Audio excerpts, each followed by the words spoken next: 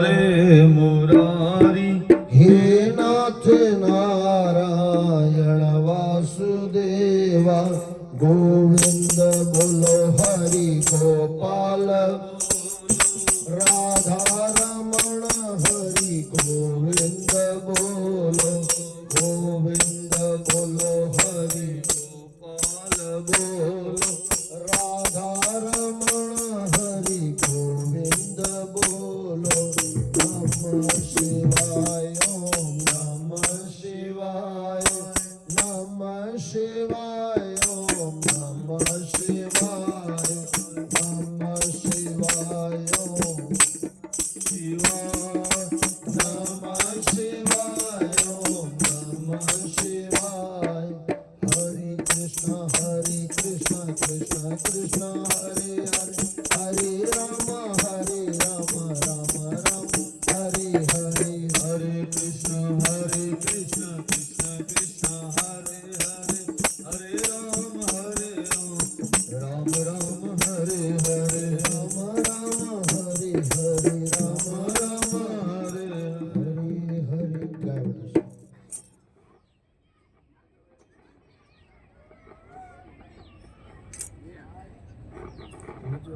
जय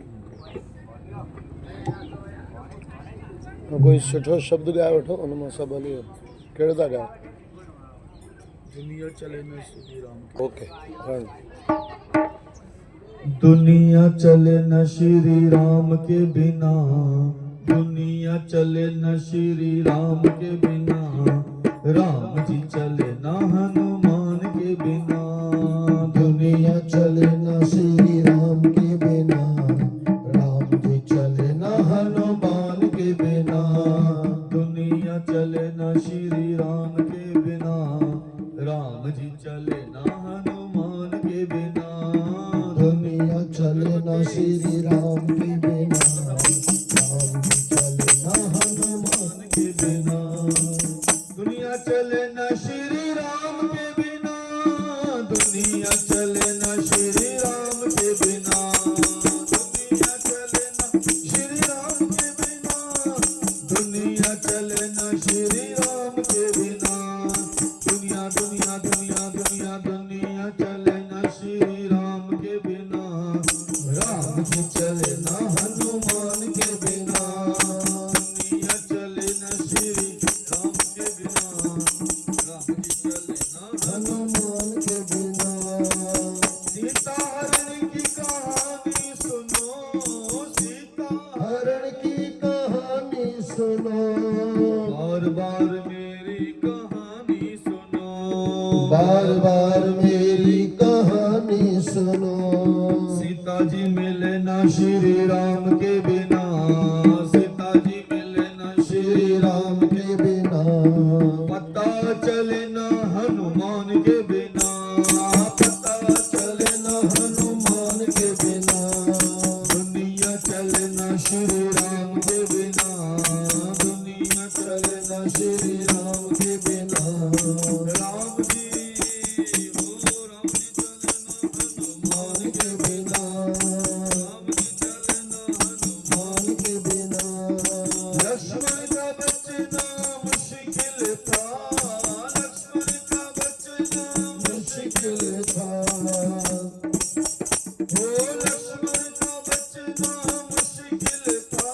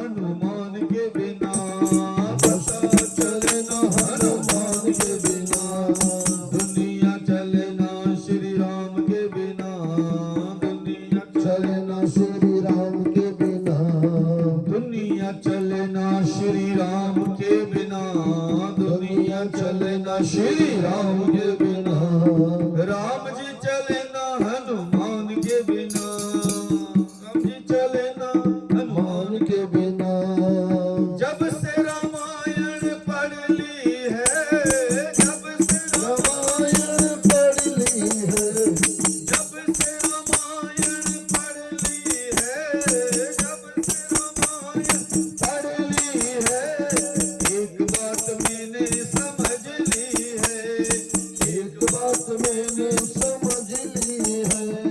रावण मरे न श्री राम के बिना, रावण मरे न श्री राम के बिना, लंका जले न हनुमान के बिना, लंका चले न हनुमान के बिना, दुनिया चले न श्री राम के बिना, दुनिया चले न श्री राम के बिना, राम जी चले न हनुमान के बिना, राम जी चले न हनुमान के बिना। बोले पवन सुत हनुमान की जय।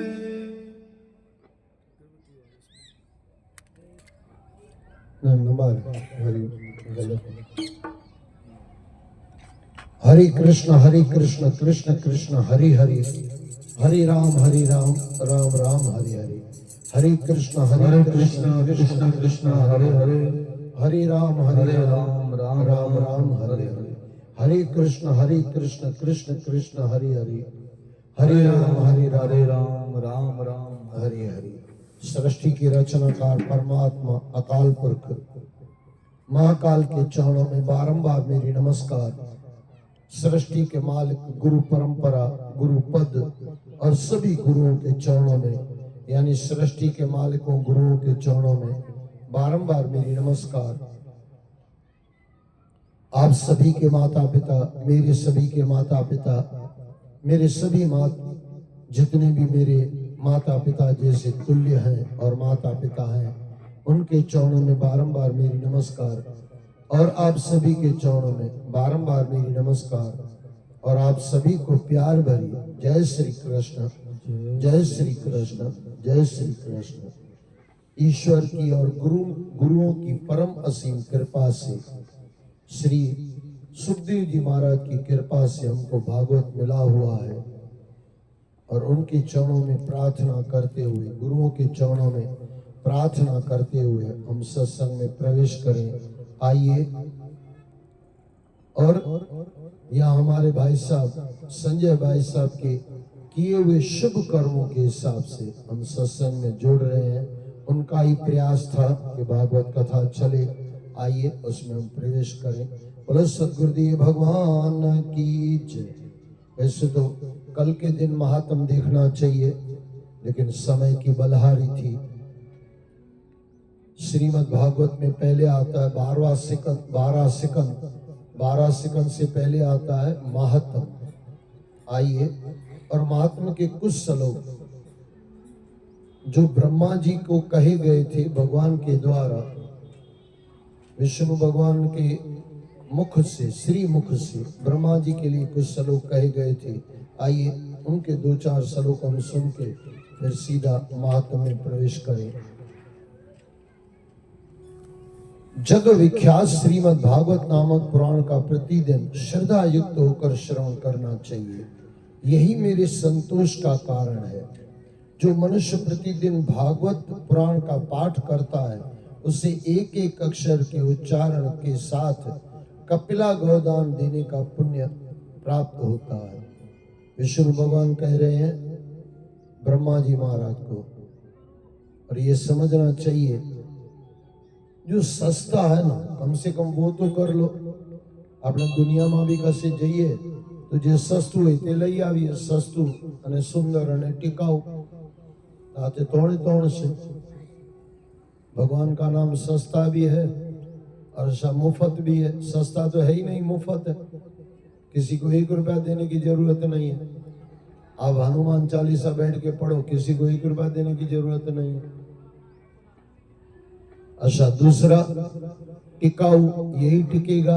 आद सच जुगाद सच, है भी सच, नानक होसी भी सच, टिकेगा भी यही। अच्छा, सुंदर भी यही है, आगे भी यही चलेगा। सुंदर भी यही है, सुख भी यही देगा। लेकिन हाय इंसान की किस्मत, इतना होने पर भी परमात्मा तरफ चलता नहीं। दुनिया इंसान छोड़ता नहीं है, मन से छोड़ना है। दुनिया मन से छूटती नहीं है और परमात्मा पकड़ते नहीं है। दोनों में से एक हो जाए, दुनिया छूट जाए तो परमात्मा खुद आ जाए, या परमात्मा को पकड़ ले तो दुनिया ऑटोमेटिक छूट जाए। मीरा कहती थी मेरे तो गिरधर गोपाल दूसरों न भूल। तो यहाँ पे ये समझना चाहिए भगवान को कुछ संतोष करने वाला हो, क्योंकि यहाँ पे कहा गया यही मेरे संतोष का कारण है। कौन? जो भागवत सुनता है उसमें से मैं संतोष होता हूँ। ये भगवान विष्णु कह रहे हैं। जो प्रतिदिन भागवत के आधे श्लोक या चौथाई श्लोक का पाठ अथवा श्रवण करता है उसे 1000 गौदान का फल मिलता है। देखो कितना सस्ता। अच्छा फिर मैं दोहरा दूं, सस्ता तो कहना पड़ता, वैसे तो मुफ्त। श्लोक लेके पढ़ लो। अच्छा आप बोलोगे मेरे पास ग्रंथ नहीं है, भागवत नहीं है, वैसे तो रखना चाहिए। नहीं है तो एक काम करो, यूट्यूब से सुन लो, वहां पे हो जाएगा। आपके बच्चे चलाते होंगे, उनको बोलो भागवत का श्लोक। एक काम करो ना, 5 मिनट का रोज का काम, अपने बच्चे को बोल दो रोज एक श्लोक मुझे भागवत का सुना दो, और उसको बोलो, इसको बोलो अर्थ बताओ, तो अर्थ भी उसमें बता दिया जाएगा। क्या महापुरुषों ने सेवा की है, संसार के ऊपर उपकार करने के लिए कितने बड़े संत महात्मा बैठे हुए हैं, लेकिन इंसान अपना भला चाहता ही नहीं, इसके लिए दुखी हो जाता। जो मनुष्य प्रतिदिन पवित्र चित्त होकर भागवत के एक श्लोक का पाठ करता है वह 18 पुराणों के पाठ का फल पा लेता है। इतनी बड़ी बात है। 18 पुराण रोज आप पढ़ नहीं पाओगे, लेकिन एक श्लोक रोज बैठ के सुन लो। लेकिन संसार के काम हटा के या तो संसार के काम पूरे करके, जो नित्य मेरी कथा होती है, जहां नित्य मेरी कथा होती है वहां विष्णु पार्षद प्रहलाद आदि विद्यमान रहते हैं। देखो कुछ चीजें दिखती नहीं है, हवा दिखती है क्या, लेकिन लगती तो है। हवा लगती है ना, शरीर को लगती है, ठंडी भी लगती है, ये भी हवा का रूप है।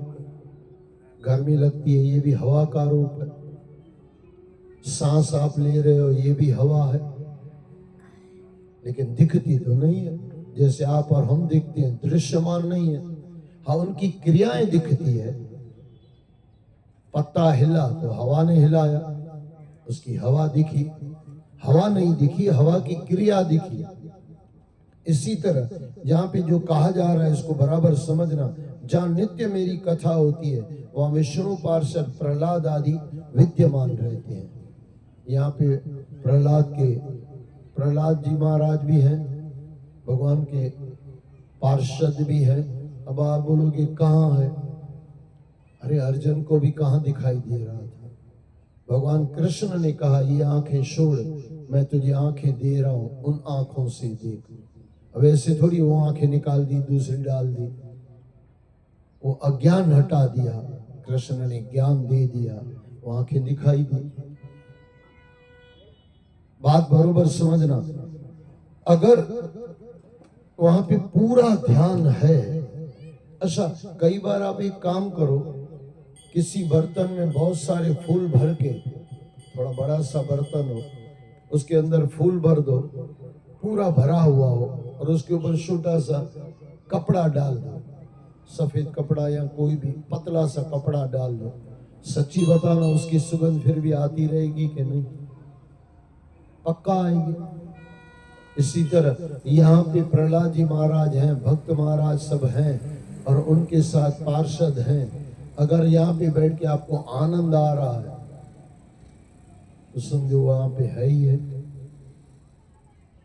लेकिन हाय रे इंसान की किस्मत, संसार का गटर लेके इतना चलता है, सुगंध आती नहीं है। परमात्मा और संत महात्मा दिखाई नहीं देते। क्यों नहीं दिखाई देते? घर के झगड़े। आज का इंसान पता नहीं क्या हो गया है, संसार का गटर कभी छोड़ता नहीं। कितना गटर लेके घूमोगे भाई साहब, कितना गटर। और गटर क्या है? रामायण में कहा गया मोह सकल व्याधिन कर मोला। संसार में कोई दुख का कारण है तो मोह है। मुझे छोड़ना नहीं है, जो है वो छोड़ना नहीं है, और जो नहीं है उसके लिए पाप करना है, वो लोभ है। गुरु ग्रंथ साहिब पूरा टिका हुआ है। करणो हो तो सो ना कियो, पर यो लोभ कह फंद, नानक समय रम गयो, अब क्यों रोत अंध। भाई समय बीत जाएगा, ये मनुष्य चोला मिला है, इसको सफल बना दो। अगर ये सफल नहीं बना પછી તો રડવાનું જ છે ને ભાઈ। આપણે चार गवाया सोई कई, चार गवाया खाए, हीरे जैसा जन्म है कौड़ी बदले जा। बच्चा अपनी खेलने कूदने में मस्त है, जवानी पैसा कमाने में मस्त है, और किए हुए पाप बुढ़ापे में ढोने के लिए मस्त है। मजे तूने लूटे हैं, मुसीबतें कौन संभालेगा। कभी जीवन में लगे कि शांति नहीं है, आनंद नहीं है, समझना आपका परमात्मा, आपका गुरु आपसे बहुत दूर है, या आप उससे दूर है। परमात्मा कभी दूर होता ही नहीं है। परमात्मा चाहे कि सृष्टि से मैं भाग जाऊं, कहां भागेगा, भाग ही नहीं सकता। कण कण में परमात्मा है, चप्पे चप्पे, ऐसा नहीं कि कण कण में परमात्मा है, कण कण ही परमात्मा है। अब कण कण ही परमात्मा है तो परमात्मा भागना चाहेगा तो कण के साथ भाग जाएगा ना, कण से कैसे निकलेगा।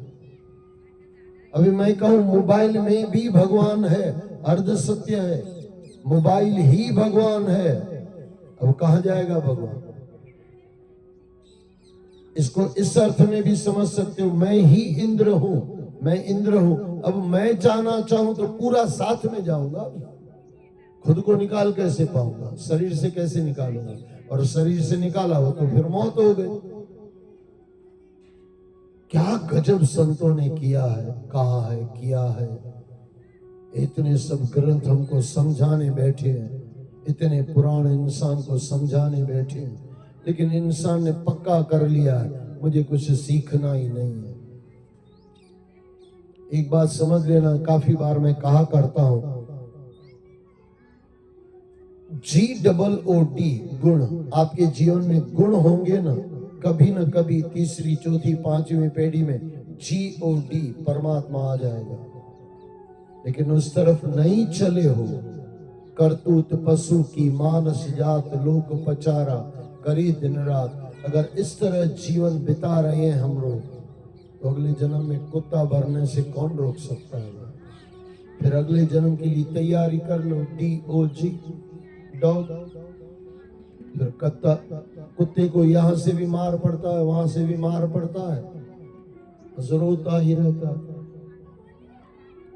जीवन बहुत थोड़ा है। आजकल कई लोग बोलते हैं सत्संग ज्यादा चलते हैं, हाँ लगता है सत्संग ज्यादा चलते हैं, लेकिन आपने दारुओं के अड्डे कहां देखे हैं। आप कभी करके देखो ना, यहाँ पे लिखा दो। कल मैं संजय भाई साहब को बोलूं, वो करना नहीं है, खाली बता रहा हूं मैं, वहां पे लिखा दो दारू फ्री मिलेगा, कितनी पब्लिक आ जाएगी। मेरे ख्याल से पूरी हिम्मतनगर एक दो कोई सुदामा होगा, एक दो कोई मीरा होगी जो घर पे बैठ के गीता भागवत पढ़ती होगी, बाकी तो सब लाइन में लगे रहेंगे। अच्छा जो नहीं पीता होगा वो भी, भाई तू क्यों खड़ा है, बोले मेरा भाई पीता है ना, आज का 20 रुपया बच जाएगा ना दारू का, आज का 20 रुपया बच जाएगा, बड़े भाई के लिए दारू लेने के लिए खड़ा हो जाएगा। लेकिन हमेशा राम काम आएगा, हमेशा कृष्ण काम आएगा।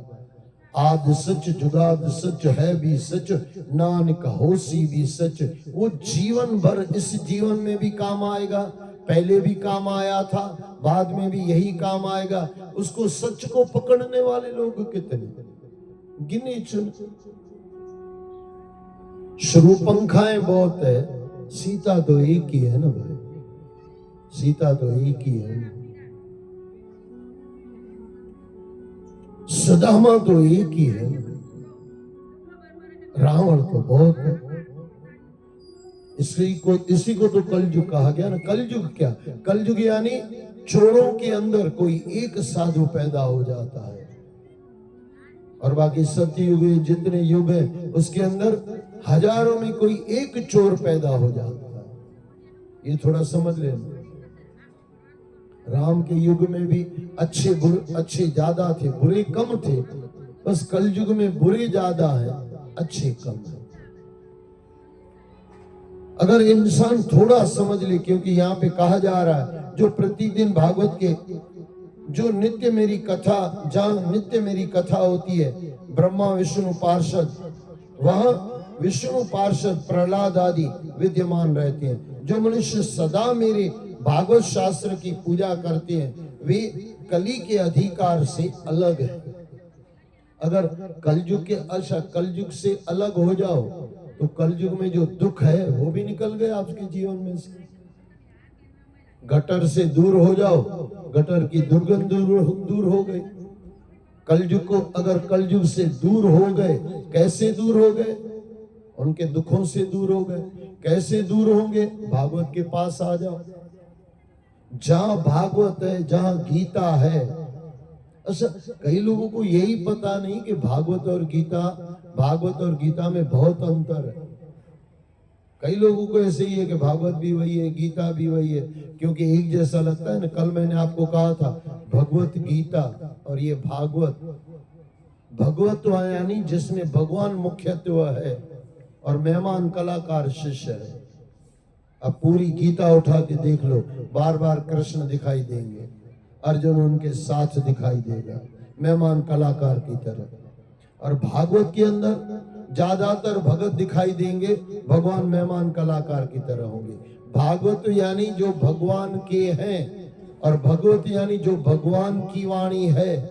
यहाँ भक्तों की वाणी है और वहां भगवान की वाणी है, और दोनों आनंददायक है।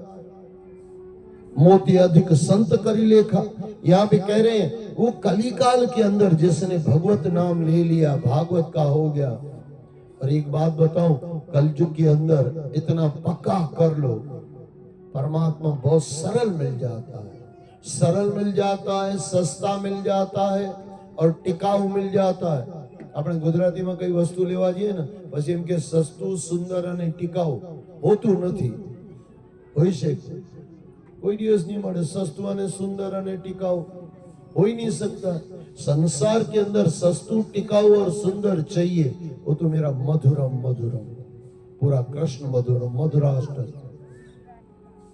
क्या कहें भाई कृष्ण के बारे में।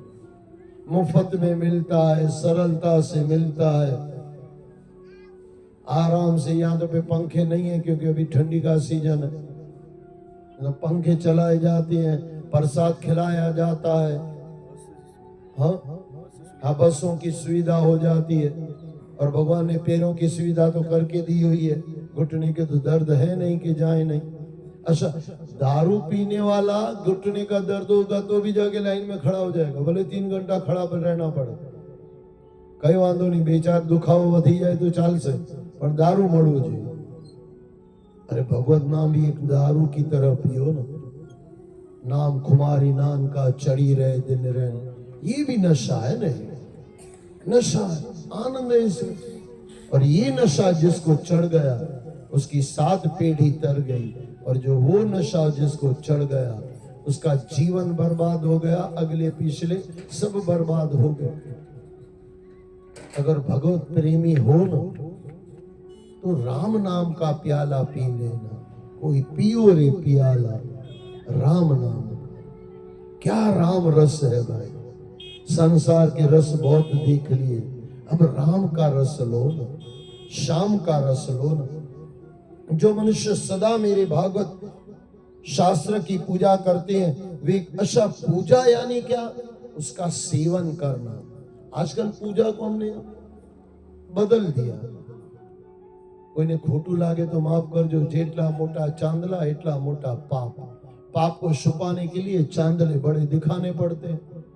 उसका मतलब ये नहीं कि सब चांदले करने वाले पापी होते हैं, गलत अर्थ मत लेना। संत न होते जगत में तो जल जाता संसार। लेकिन करीब करीब ऐसा देखा जाता है कि कोई नहाता नहीं है ना, फिर एक काम करता है, अतर सेंट लगा देता है, बस उसको लगेगा नहीं नहाया तो चलेगा, उसमें तो आपकी मर्जी। लेकिन इसमें क्या होता है, पाप छुपाने के लिए, भगत दिखाने के लिए फिर चांदला करना पड़ता है। आज के रावण ने अपना नाम सुदामा रख लिया है, बस ये तकलीफ है। अब बाहर लखेलू हो कि सुदामा नगर, अंदर जाओ तो भीम बधा दुर्योधन ज बैठा लाश, बस आ चाले से आजकल ने लांबू चाले से सर, वो लांबू चाले से। पहले ऐसा नहीं था। कलयुग की ये देन है। कलयुग यानी दिखावा, कपट, रामायण मोह कपट शल छिद्र नभावा, जान ले सो जानन हारा। आइए, वे कली के अधिकार से अलग हैं, यानी वो फिर कलयुग से दूर हो जाते हैं, उन पर कली का वश नहीं चलता। यानी पढ़ना और जीवन में उतारना, खाली बात ही न करना। एक पुराना गाना है, ऊंची ऊंची बातों से किसी का पेट भरता नहीं, लेकिन फिर कहा गया राम के भरोसे कभी कोई भूखा मरता नहीं। जो भागवत के शरण में आ जाता है उसका सेवन करता है। सेवन करने के बाद जीवन में उतारना है। पहले श्रवण करना है, श्रवण, उसके बाद मनन, और उसके बाद जीवन में उतारना, निधिध्यासन। ये अगर नहीं हुआ तो अधूरे रह जाएंगे। इसके लिए उन पर कली का वश नहीं चलता। जो मानव अपने घर में वैष्णव शास्त्रों की पूजा करते हैं, वे सब पापों से मुक्त होकर देवताओं द्वारा पूजे जाते हैं। देवता उनका पूजन करते हैं।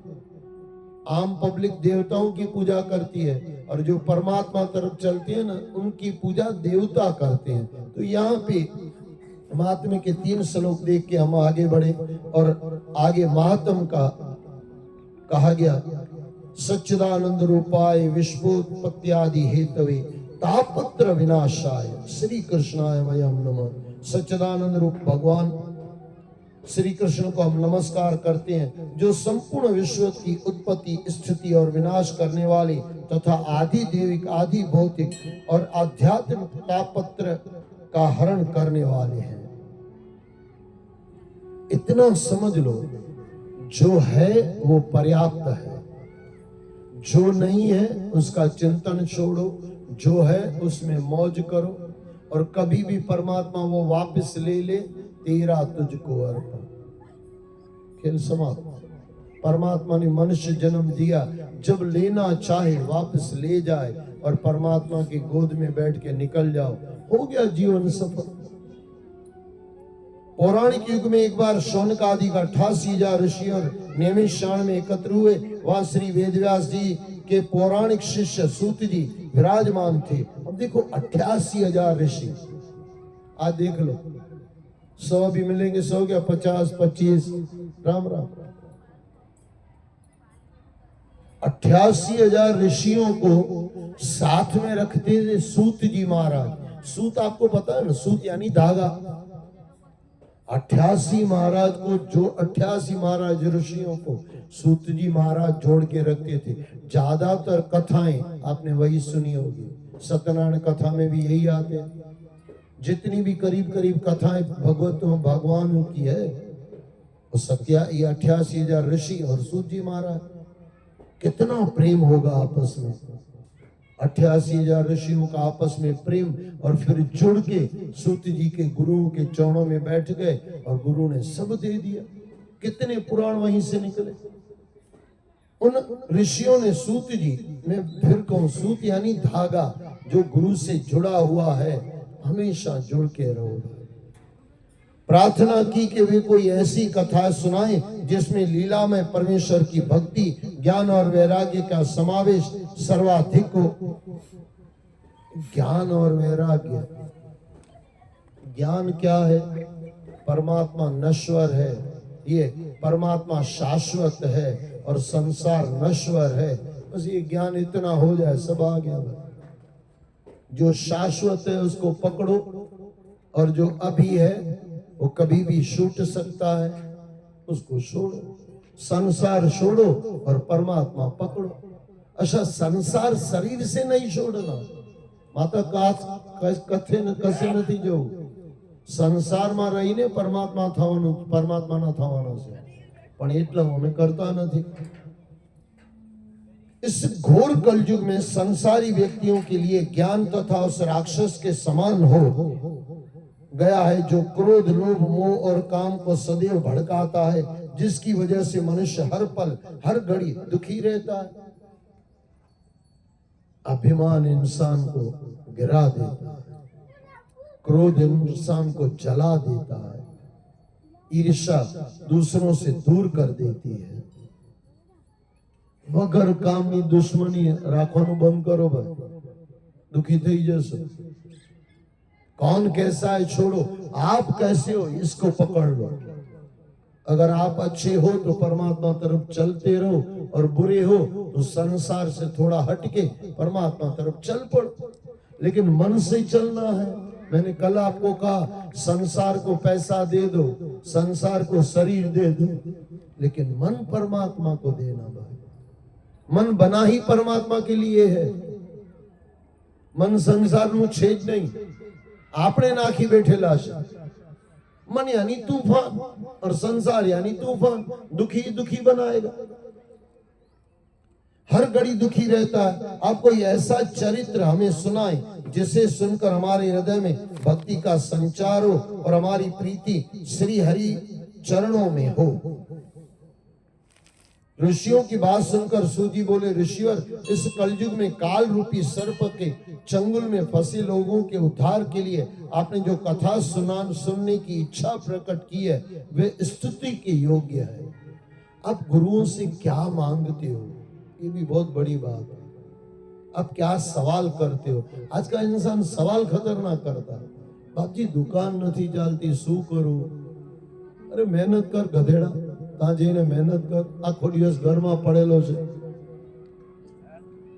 घर पे बैठने से दुकान चलने वाली नहीं है। अच्छा, मैं तो ये कहता हूँ भागवत में बैठने से भी दुकान चलने वाली नहीं है। भागवत से बैठने से इतना होगा, जो आप कमाओगे ना उसमें आपको संतोष हो जाएगा। भागवत में बैठवाથી दुकान चालवानी नहीं भाई, याद राखी लेજો। हाँ, एक दुकान चलाने की आपको शक्ति मिल जाएगी, फिर आपकी दुकान मस्त चलेगी।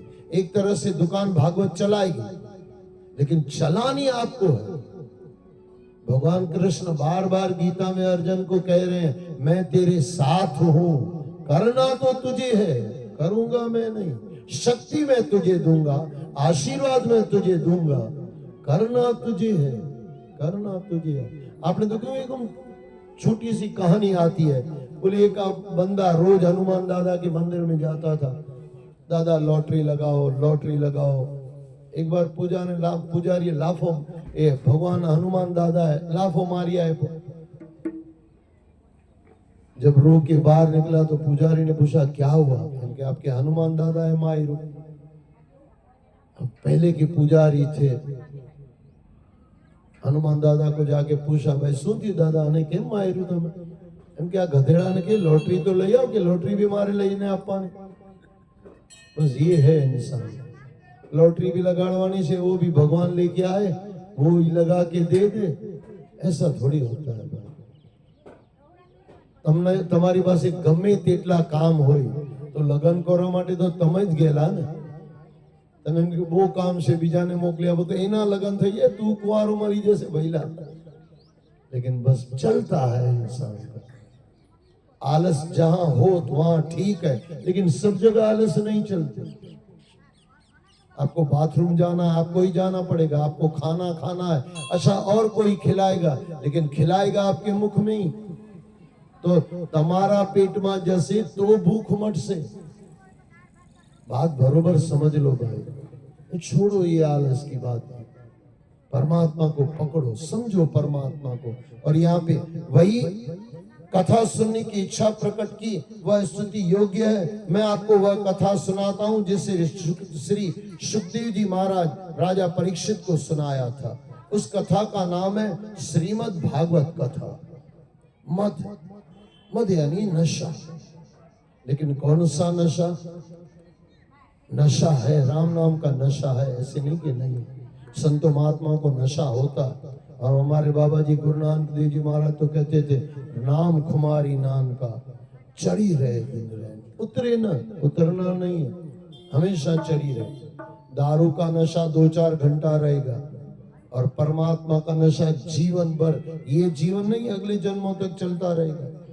और सबका भला करता रहेगा। खुद का तो भला करेगा, हमारा तो भला करेगा ही करेगा। सूत जी ने कथा का शुभारंभ करते हुए कहा, एक बार श्रृंगी ऋषि ने राजा परीक्षित को श्राप दे दिया था कि तेरी मृत्यु आज से 7वें दिन हो जाएगी।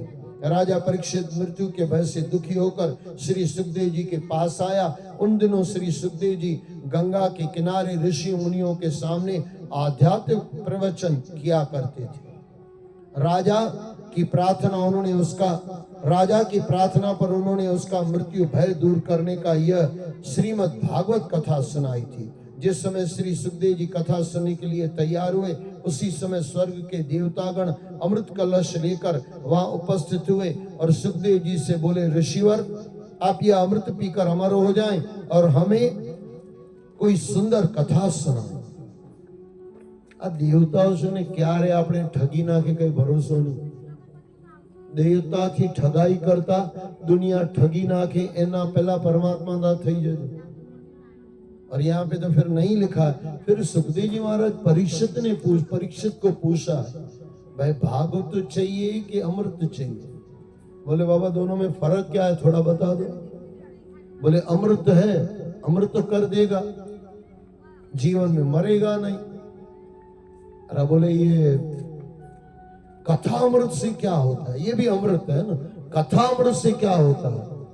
बोले अमर तो हो जाएगा, तेरा शरीर अमर नहीं होगा, लेकिन तेरी पूरी पेटियां अमर हो जाएगी, नाम हो जाएगा, और तेरे नाम से पता नहीं कितने लोग तर जाएंगे, और तेरे जीवन में शांति आ जाएगी, तेरे पीछे वालों के जीवन में शांति आ जाएगी। बोले बाबा फिर यही कथा सुनाओ ना, कथा अमृत पिलाओ। लांबू जीवा करता सारो जीवानो राखजो।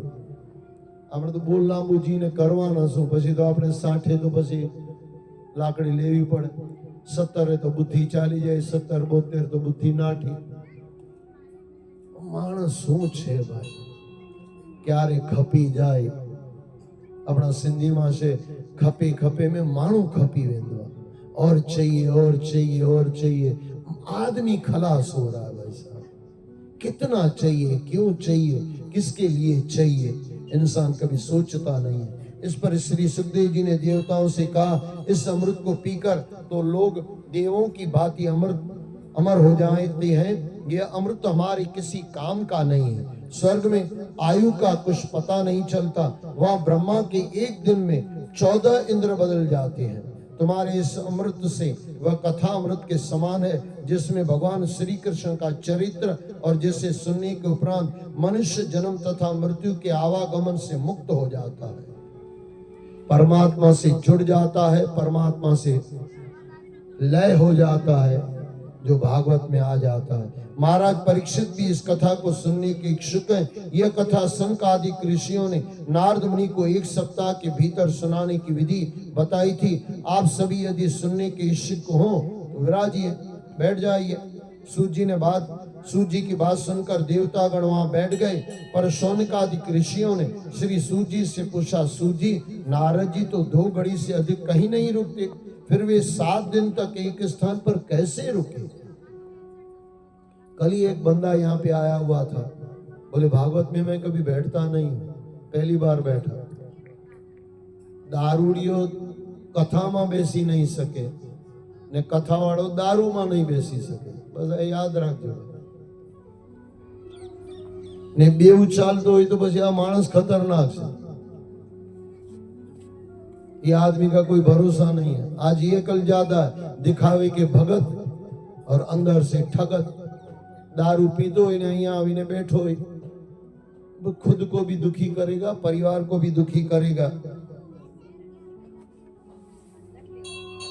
सूजी बोले, एक समय सनक, सनंदन, सनातन और संत कुमार, ये चारों भाई, क्या इनका धंधा है, मस्त धंधा है। कोई मिल जाए तो कथा सुनानी है, और कोई सुनने वाला नहीं है तो सुनाने वाला मिल जाए तो सुन लेते हैं। ये चारों संत कुमार के नाम से जाने जाते हैं। क्या नाम है? सनक, सनंदन, सनातन और संत कुमार, और उसको साथ में जोड़ के कहा जाता है संत कुमार। ये 5 वर्ष के ही रहते हैं। ब्रह्मा जी से वर मांगा, बोले बाबा एक दया करो, ये छल कपट ये हमको नहीं चाहिए, बोले बेटी जैसे जैसे उम्र बढ़ती जाएगी संसार से मैल चढ़ जाती है। नाम तुम्हारा साबुन जैसा धोता पाप सबे राम। नाम से जुड़ते रहो और भागवत से जुड़ते रहो, अपने पाप कटवाते रहो। लेकिन बोले बाबा वो तो क्या करे फिर बताओ। बोले बेटे एक काम करो, आप कुछ मांग लो जो आपको चाहिए। बोले बाबा ये मैल कब से शुरू होती है? बोले 15-16 के बाद शुरू हो जाती है, 10-15 बरस के बाद ये मैल संसार की लग जाती है। बोले बाबा एक कृपा करो ना, हम हमेशा 5 बरस के ही रहे। ब्रह्मा ने कहा तथास्तु, ये वरदान दे दिया। चारों भाई घूमते हुए बद्री का आश्रम में आए। वहां उन्होंने नारद जी को उदास बैठे देखा तो पूछा कि आज वे किसकी मानसिक चिंता में डूबे हुए हैं? किसी मानसिक चिंता में डूबे हुए हैं। इस पर नारद जी ने उन चारों ऋषियों को प्रणाम कर अपनी चिंता का कारण बताते हुए कहा कि इस कलयुग में वे चारों और घूम फिर कर आए हैं और उन्होंने देखा कि हर तरफ आपाधापी मची हुई है। अब ये देखना, ये कलयुग के लक्षण, सत्य का पालन, पवित्र तपस्या करने का व्रत, दान और दया सभी छोड़ चुके हैं। सत्य है क्या? आजकल तो गजब है बहन, सत्य हो गए, झूठ वगैरह तो चाले ज नहीं, धंधा नहीं था। ये छोड़ो, ये सब बेकार की बातें। हाँ थोड़ा कम मिलेगा, सत्य से 2-4 गाली मिलेगी अगर आपने गलत किया होगा तो, सत्य से थोड़ा धंधा कम चलेगा, लेकिन स्थायी रहेगा, ध्रुव रहेगा। कल मैंने आपको ध्रुव के लिए बताया था। ध्रुव यानी आपको अटल रहेगा। वो कब रहेगा? जब सत्य पर चलोगे तो। सत्य थी कमावेला 10 रुपया, असत्यना 1000 गणा करता घणું સારું છે।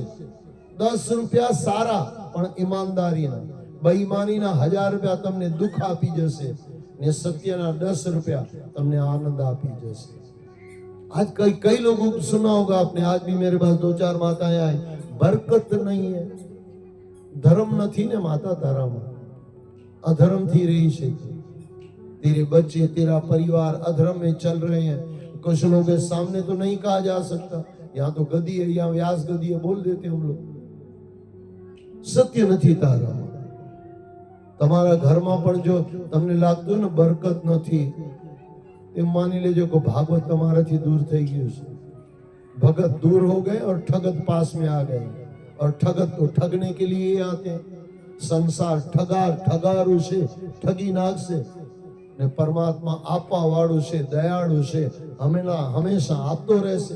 अपने माता पिता का कोई आदर नहीं करता, सभी अपने अपने स्वार्थ और सांसारिक मोह माया में उलझे हुए हैं। सभी अपना पेट भरने में लगे हैं, बात बात में झूठ बोलते हैं, बिना कारण का झूठ। पता नहीं झूठ बोलने से मिलता क्या है। और कई बार तो मैं कैसे मजाक में, ये मजाक में सुन लेना, आपको 10-15 लाख का आपको अगर आपको फायदा हो रहा है 15 लाख का, तो थोड़ा झूठ बोल दो। वैसे तो वो भी नहीं बोलना चाहिए, लेकिन बिना कारण 1 रुपये तुमने कोई आपा वाળો નથી ने तुम भी તમે झूठ बोलो છો, मतलब શું है? उसका मतलब क्या है झूठ बोलने का? और जितना झूठ आपने बोला है उतना आप परमात्मा से दूर होते जाते हो, ये याद रख लेना। साधु सन्यासी ढोंग करते हैं, सभी पैसों के लालच में कुछ भी करने को उतारू हो जाते हैं। सर्वत्र अधर्म और नीच कर्मों का बोलबाला है। ये सब देखते हुए जब मथुरा नगरी में यमुना किनारे पहुंचे तो वहां की एक स्त्री को उन्होंने रोते हुए देखा। उसके पास 2 बुढ़े अचेत अवस्थाओं में पड़े थे। कौन थे वो? कोई भी उस स्त्री की सहायता करने नहीं आ रहा था। उन्हें देखकर वह स्त्री अपना दुखड़ा सुनाने लगी। वह कह रही थी कि वह भक्ति है और ये दोनों अचेत पड़े हैं। उनके 2 बेटे ज्ञान और वैराग्य। ज्ञान यानी परमात्मा सच्चा, संसार झूठा, ये ज्ञान। और वैराग्य जो कमाया हुआ है उसको छोड़ देना। अच्छा, वैराग्य कई अर्थों में कहा जाता है। किसी से दुश्मनी है उसका भी दान कर दो ना। दान खाली पैसे का थोड़ी होता। कोई आते दुश्मनी से ना आज छोड़ी ना को दान दे दो, दुश्मनी निकल गई। और जो दान देते हैं उसको वापस कभी लेते नहीं है। किसी से दुश्मनी वापस मत करो। लेकिन हमने ये कभी सीखा नहीं है। 10 रुपया दान देना अच्छा है, सही बात है, लेकिन किसी से दुश्मनी माफ कर देना ये सबसे बड़ा दान है।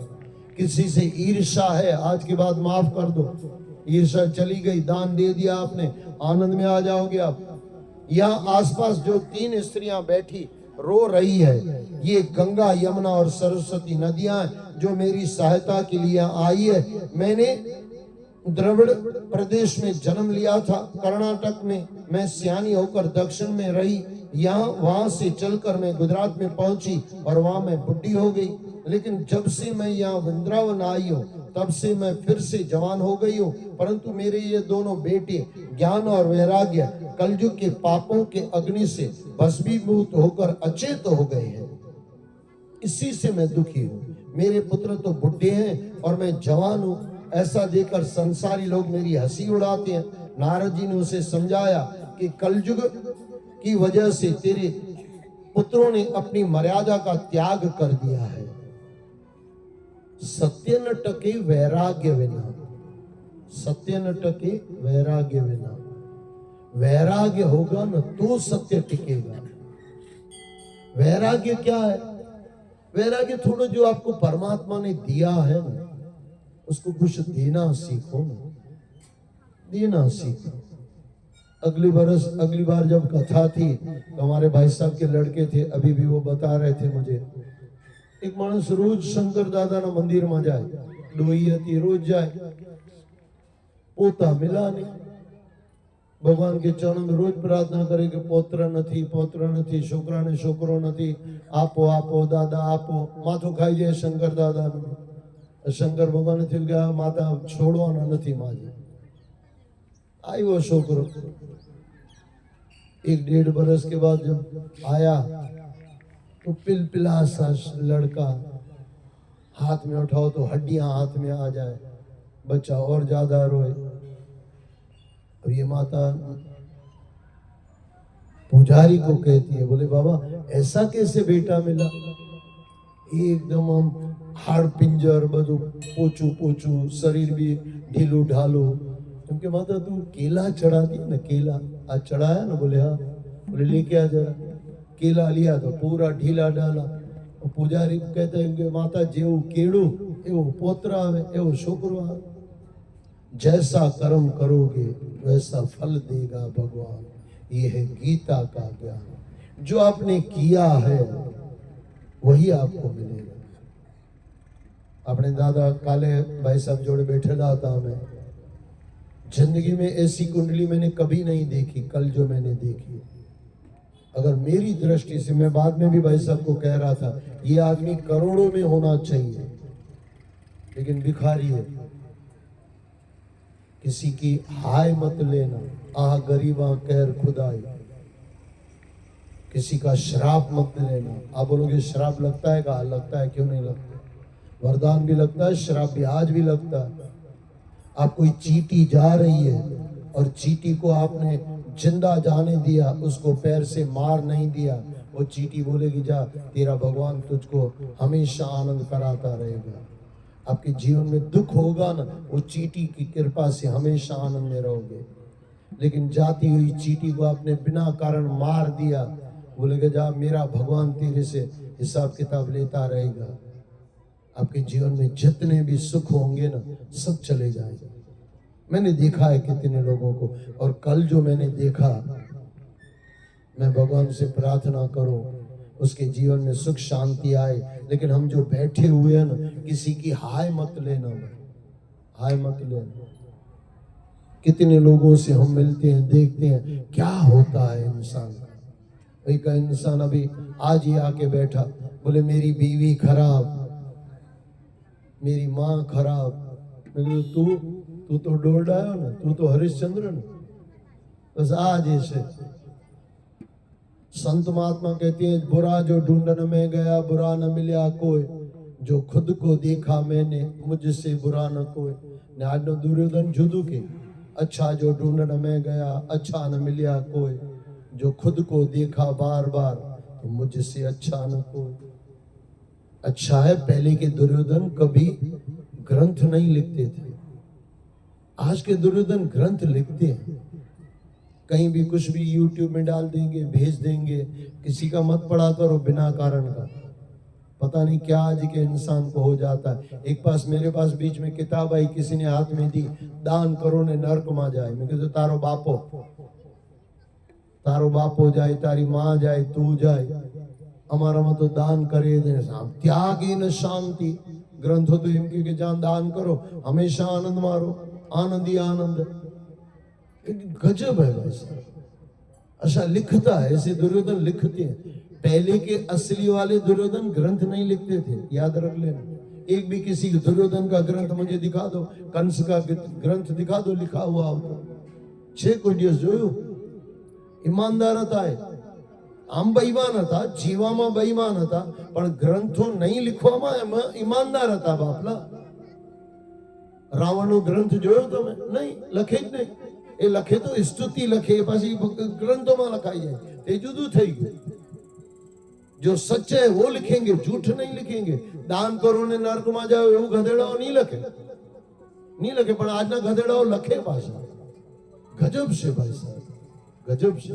और पता होगा आपको, मैंने शायद बोला था, वो पूरी कहानी बताई थी उसकी।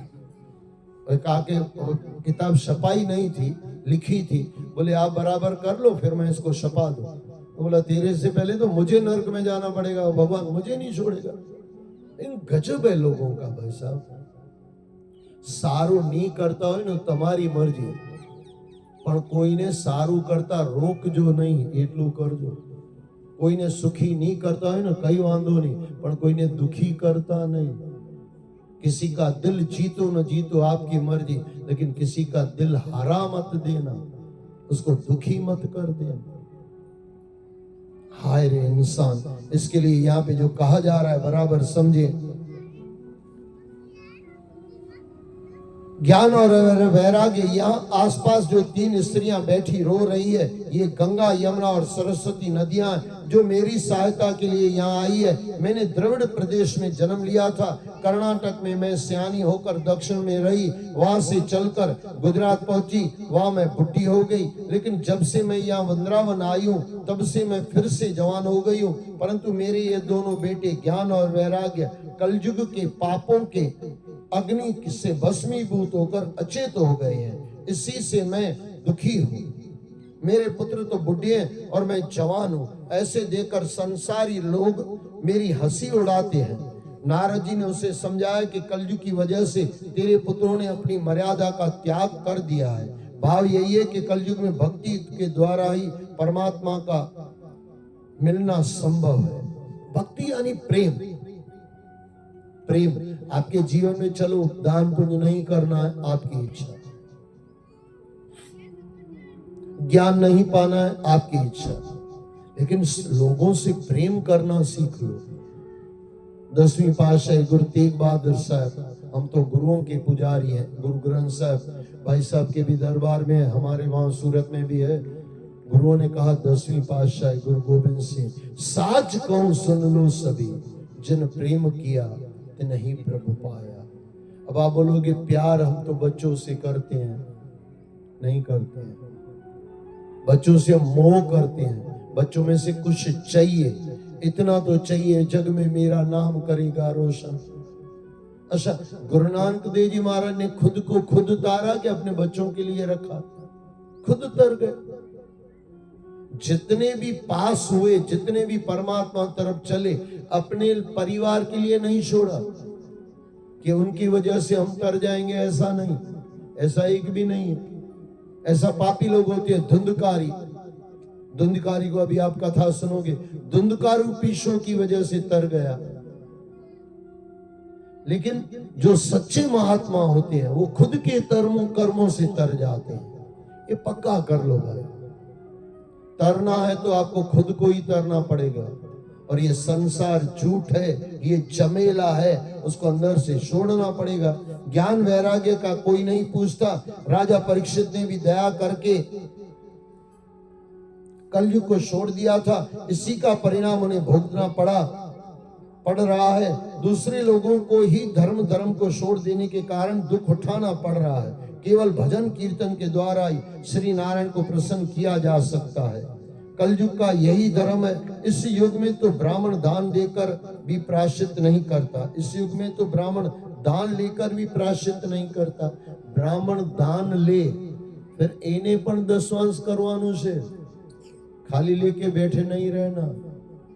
और उसके अंदर गृहस्थी को तो पक्का ही करना है।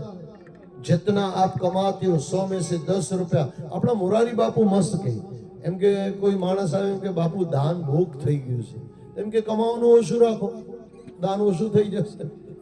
બોલે 1 લાખ કમાયા તો 10,000 દેના પડે। બોલે બાપુ એમ કે 10,000 બહુ કહે, એમ કે કઈ વાંધો નહીં, તું 50,000 કમા પછી 5,000 દાન આપજે। પણ આપણે કહું કે દાનમાં ઓછું કરવાનું છે। कल भी एक बंदा मिला ना वैसा बैठे हुए, किसी का नाम हम नहीं लेते, बोले इनके आटला बदा काम करूं छे, इनका दान बंद करी नाखो। मैं तो भाई बीजू कई बंद कर ले, 15 समोसा खातो હોય तो 2 समोसा खा ने, 10 बंद कर। પણ એ બંધ નથી કરો, તમારી આમે છે ને, બરાબર ને સાહેબ? दान करना बंद करना है, बाकी सब चालू रखना है। दारू पीना बंद नहीं करना है। 500 रुपया एमा तो આપણે વેડફાઈ જાય તો વાંધો નહીં, એ ચાલે। કોઈને મારવાનું છોડવાનું નથી ને કોઈને તારવાનું છોડી નાખવાનું છે। गजब दुनिया से आज। इसके लिए प्रायश्चित ब्राह्मण को भी करना है। सभी के मन में क्रोध, लोभ, काम और अहंकार भरा रहता है। नारद जी की बात सुनकर भक्ति ने कहा, ऋषिवर आप धन्य है, मुझे बड़े भाग्य से आपके दर्शन हुए। कोई संत ना दर्शन थाय ने भागवत મળે ને, આપણું नसीब से। संसार तो मिला है, मिलता ही रहेगा, लेकिन भगवत कथा और सच्ची तरह से, मैंने तो आपको कहा हम यहाँ भागवत करने नहीं बैठे, जीवन उपयोगी भागवत, जो आपके जीवन में काम आएगा वो भागवत। बाकी भागवत तो मेरा पूरा ये YouTube में दिया हुआ है, पूरी कथा पहले से लगा के, पूरी महात्म के साथ।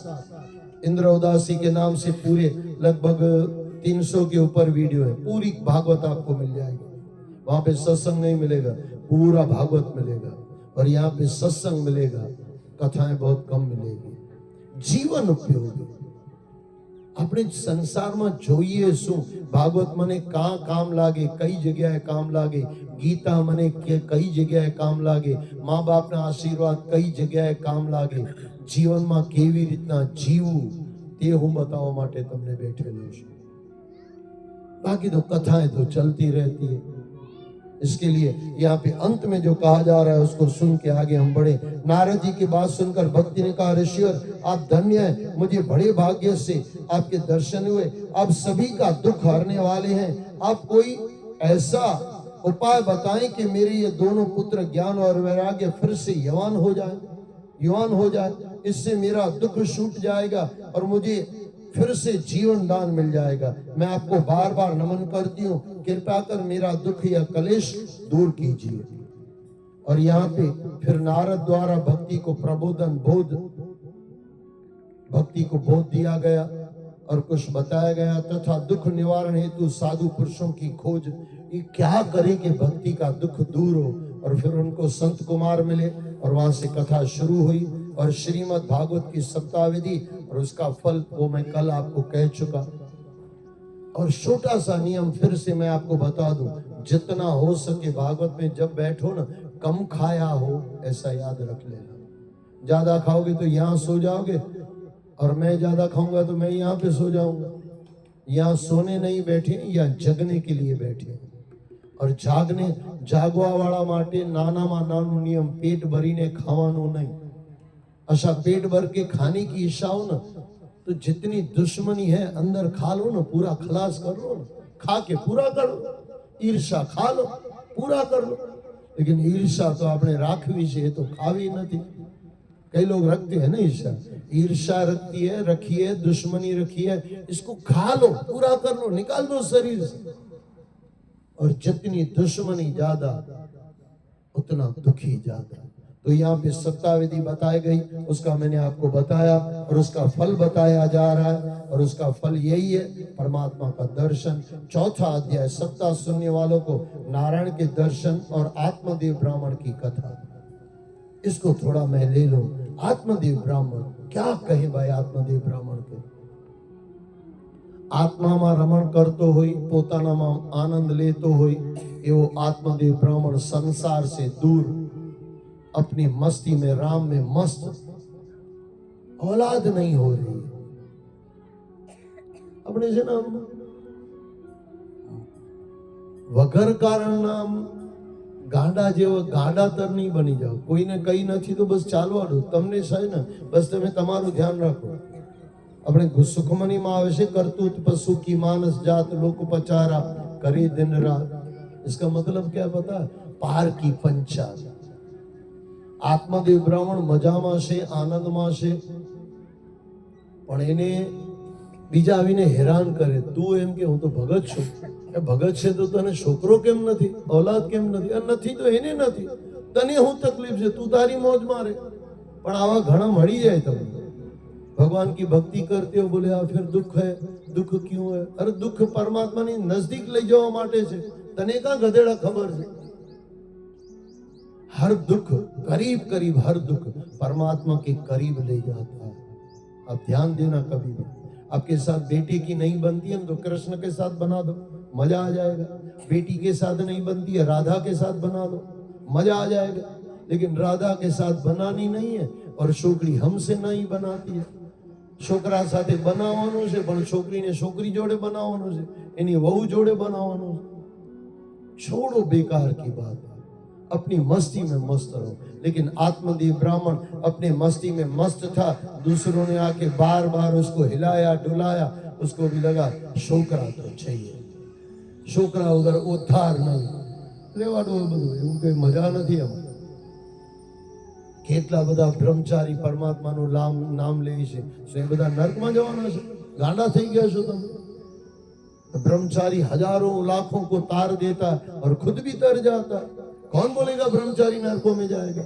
एक भी बेटा नहीं है। लेकिन परमात्मा का नाम है, परमात्मा का सिमरन है, ब्रह्म तत्व को जान लिया है और जीवन तत्व को जान लिया, वो नरकों में कैसे जाएगा? वो तो सीधा स्वर्ग। अरे स्वर्ग का वैकुंठ, अरे वैकुंठ वो खुद बनाते हैं ब्रह्मचारी लोग। ये यहाँ पे आत्मदेव ब्राह्मण की कथा आ रही है और ये आत्मदेव ब्राह्मण फिर वो जंगल में मरने के लिए जा रहा है और मरने के लिए गया तो वहां पे, अच्छा इसकी बीवी भी क्या भी नाम सुना ना आपने? धुंधली। धुंधली फल दिया महाराज श्री ने। कोई नु फल મળે ને તો ખાજો પ્રેમથી, એમાં ફળમાં ફલ હોય। શ્રીફળ એટલે જ કહેવાય શ્રીફળ। શ્રીફળમાં જેમાં ફલ મળેલું છે, જે ધારેલું છે તે મળી જાય। તો वहां गया, फल दिया, मरने के लिए जा रहा था। पहले तो मरने के लिए तैयारी की और किसी संत ने आके बोला भाई क्यों मर रहे हो?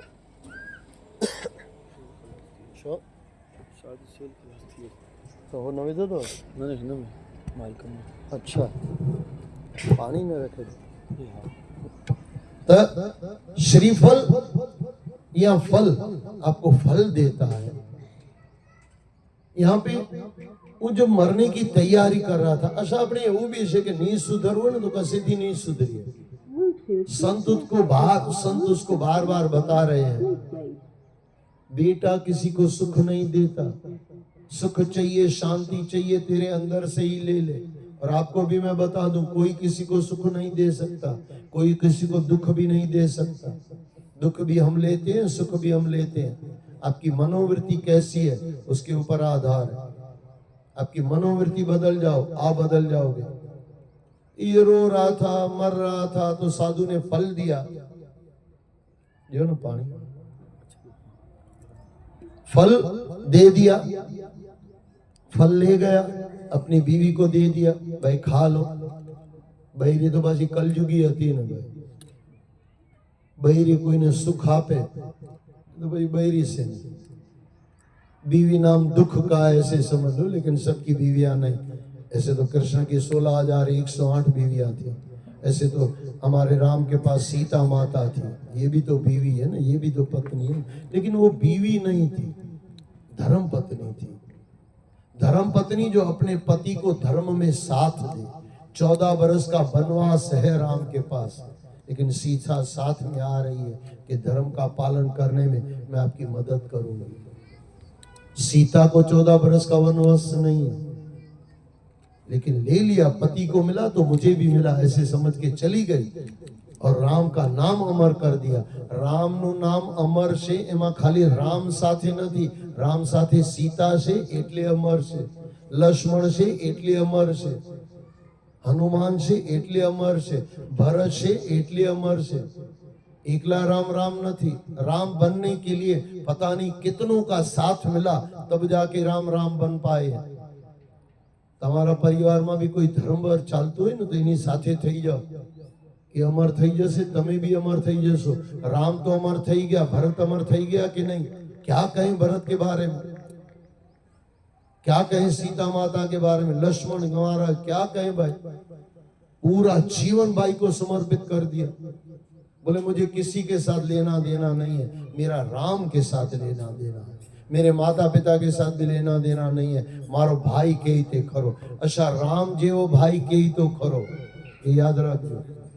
रावण जेवो भाई हो तो छोड़ी ने चाला जवाय, भले पछी दुनिया के लक्ष्मण ए विभीषण ना लीधे आम थयुं, ये बधा नाटक जोवाना नहीं।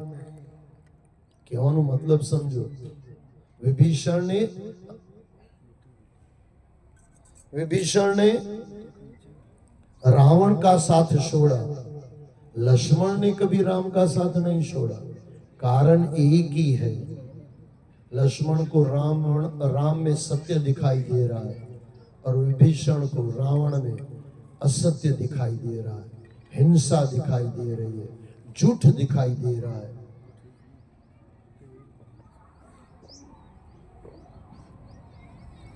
यहाँ पे वो फल लेके आया, फल दिया अपनी धुंधली को, धुंधली ने फल खाया नहीं।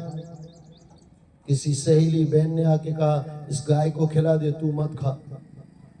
फल खाया, गाय ने फल खाया, गौकर्ण महाराज पैदा हो गए और धुंधली ने फल खाया नहीं। इसको तो कुछ बेटा होने वाला नहीं था, लेकिन फिर दूसरी बहन, दूसरी सहेली बहन जो भी मानो आई और बोले मेरा बेटा है वो तू ले ले, अभी मैं जन्म लेने वाली देने वाली हूँ और वो तू ले लेना। पूरी पिक्चर की स्टोरी जैसे चल रही है, यहाँ तक ऐसे ही चल रहा है। फिर वो उसके घर में 1-2 महीने रहने गई मैके में, वहां से फिर वो बच्चा लेके आई, वो सहेली के आया बहन का, आके धुंधकारी को दे दिया, आत्मदेव ब्राह्मण को दे दिया, वो धुंधकारी बना और वो गौकर्ण बना, गाय में से जो पैदा हुआ। और गाय में से जो पैदा हुआ पूरा इंसान का शरीर, लेकिन गाय जैसे, इसके लिए गौकर्ण। तमारा भी कान गौकर्ण से, कारण के कथा परमात्मा ने सांभळो छो, तमे भी गौकर्ण छो ने। पेलो धुंधकारी प्रेत योनि में मर गया, काफी सारे पाप की, एक कथा बहुत बड़ी है, और पाप करके फिर मर गया। फिर वो आत्मा, ये उसके जीवन में जो उसका भाई था गौकर्ण, अच्छा बीच में धुंधली की भी आती है, उसकी माँ धुंधली जिसने फल नहीं खाया, वो भी मर गई। अच्छा धुंधकारी जो था ये घर में आता, बहुत सारा नाटक करता, उसका जो भाई था गौकर्ण वो घर छोड़ के चला गया। सारा मानुषों घर छोड़વું જ પડે। आप इतिहास उठा के देख लो, युधिष्ठिर सारा था कि खराब था, घर छोड़વું પડ્યું કે नहीं? दुर्योधन घर छुड़ाता है और युधिष्ठिर घर छोड़ता है, ये पक्का कर ले। आपको कभी कोई घर छुड़ाता है ना, समझ लेना दुर्योधन है। आप युधिष्ठिर बन के मजे से रहो, चिंता मत करो। उसका मतलब ये नहीं कि घर छोड़ दो, मैं ऐसे नहीं कह रहा। छोड़ना पड़े तो जहाँ को राखे साइया, मार सके ना कोई, बाल ना बाका कर सके जो जग बैरी हो। फिर आत्मदेव ब्राह्मण ने भागवत कथा की, ये गौकर्ण महाराज ने कथा की, और धुंधकारी का पूरा प्रेत योनि से छूटकर परमात्मा से मिलाप हुआ। वहां पे जो कथा सुन रहे थे उन्होंने कहा गौकर्ण महाराज जी, हमने भी तो कथा सुनी, हमारा उद्धार क्यों नहीं हुआ? धुंधकारी का हुआ, हमारा क्यों नहीं हुआ? बोले आप लोगों ने ध्यान से नहीं सुनी, इसके लिए आपका नहीं हुआ। तो फिर वापस कथा की गई और फिर सब तर गए। इस तरह ये प्रकरण यहाँ पे पूरा हुआ। श्री नारद जी मुनि का संत कुमारों में श्रीमद् भागवत की सप्ताह विधि का पूछना, फिर वापस वो कथा श्री ये चली वहां से। और इसका आइए यहाँ पे मातम पूरा हुआ गौकर्ण के नाम से। और पहले अध्याय के पहले सिकंद में आइए एक हम प्यारा शब्द सुन ले, फिर हम पहले सिकंद में प्रवेश करें।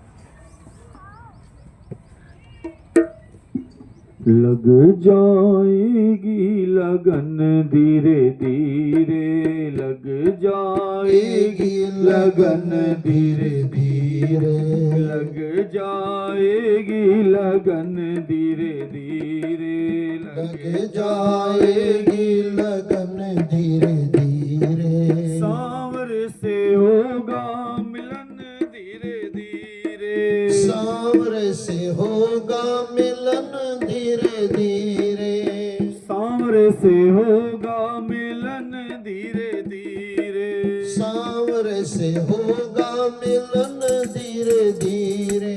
लग जाएगी लगन धीरे धीरे, लग जाएगी लगन धीरे धीरे। सांवरे से होगा मिलन धीरे धीरे, प्रभु से होगा मिलन धीरे धीरे। प्रेम दिखा तो, प्रेम दिखा तो मीरा के जैसा, प्रेम दिखा तो मीरा के जैसा। कर ले भरोसा कर्मा के जैसा, कर ले भरोसा कर्मा का जैसा। जुड़ जाएगा ये मन धीरे धीरे, जुड़ जाएगा वो जुड़ जाएगा ये मन धीरे धीरे, जुड़ जाएगा ये मन धीरे धीरे। सांवरे से होगा मिलन धीरे धीरे, सांवरे से होगा मिलन धीरे धीरे। प्रभु से मिलन होगा धीरे धीरे, प्रभु से मिलन होगा धीरे धीरे। लग जाएगी लगन धीरे धीरे, लग जाएगी लगन धीरे धीरे। सांवरे से होगा मिलन धीरे धीरे, सांवरे से होगा मिलन धीरे धीरे। अर्जुन के जैसा कर ले समर्पण, अर्जुन के जैसा कर ले समर्पण, अर्जुन के जैसा कर ले समर्पण, अर्जुन के जैसा कर ले समर्पण। खुद को तू कर ले, हो खुद को तू कर ले, प्रभु के अर्पण खुद को तू कर ले, प्रभु के अर्पण। महसूस होगी छुहन धीरे धीरे, महसूस होगी छुहन धीरे धीरे। सांवरे से होगा मिलन धीरे धीरे, सांवरे से होगा मिलन धीरे धीरे। लग जाएगी लगन धीरे धीरे, लग जाएगी लगन धीरे धीरे। सांवरे से होगा मिलन धीरे धीरे, सांवरे से होगा मिलन धीरे धीरे। सांवरे से होगा मिलन धीरे धीरे, सांवरे से होगा मिलन धीरे धीरे। बोलो सद्गुरुदेव भगवान की जय। सप्ताह विधि से वह भागवत सुना गया और उसमें वैराग्य, ज्ञान वैराग्य का उद्धार हुआ, भक्ति को प्रसन्नता हुई। भक्ति यानी प्रेम, उसी में प्रसन्न होता है। जहां प्रेम होगा ना वहां त्याग होगा ही होगा, और वहां ज्ञान होगा ही। ज्ञान यानी समझ, समझ होगी तो प्रेम बढ़ेगा, और प्रेम होगा तो समझ बढ़ेगी, और फिर त्याग भी होता रहेगा। तो यहाँ पे महात्म पूरा करके आइए पहले सिकंद के अंदर हम प्रवेश किया, और पहले सिकंद के पहले अध्याय के अंदर, पहला अध्याय सूत जी शौनकादिक ऋषियों द्वारा प्रश्न, और वो जो प्रश्न पूछे गए, आदि देविक, आदि भौतिक, आध्यात्म, आदि देविक, आदि भौतिक, तापत्र विनाशाय, तीनों दुखों को दूर करने वाले। एक दुख होता है संसार का, एक दुख होता है देवी देवताओं की तरफ से, भौतिक यानी संसार का दुख। तीनों दुखों को जो दूर करता है, तापत्र विनाशाय, श्री कृष्ण भगवान। और वो ऐसे दुखों को दूर करने का, दुखों को जड़ से विनाश करने वाला और परम कल्याणकारी ये भागवत कथा। और यहाँ पे श्री कृष्ण लीलाओं का ज्ञान कहा गया, और पहला अध्याय यहाँ पे समाप्त हुआ, वहाँ सवाल पूछे गए, और दूसरे अध्याय के अंदर भगवान की कथा और भक्ति का महत्व। और भक्ति मैं फिर कह दूं, भक्ति का महत्व यानी आपके जीवन में प्रेम, भगवान से प्रेम, संसार से थोड़ा दूरी बना के परमात्मा से प्रेम। फिर आपका भगवान कोई भी हो सकता है, श्री कृष्ण हो, राम हो, शंकर हो, एक ओंकार, वही एक ही सत्य है, बाकी सब झूठ है। और तीसरे अध्याय के अंदर भगवान श्री हरि के अवतारों का वर्णन, आदि में नारायण ही था, फिर बाद में भी नारायण ही है, और अभी भी नारायण है, और बाद में भी नारायण ही रहेगा। अलग अलग उसके स्वरूप है। चौथा अध्याय महर्षि नारद व्यास द्वारा रचित पुराणों और महाभारत का परिचय।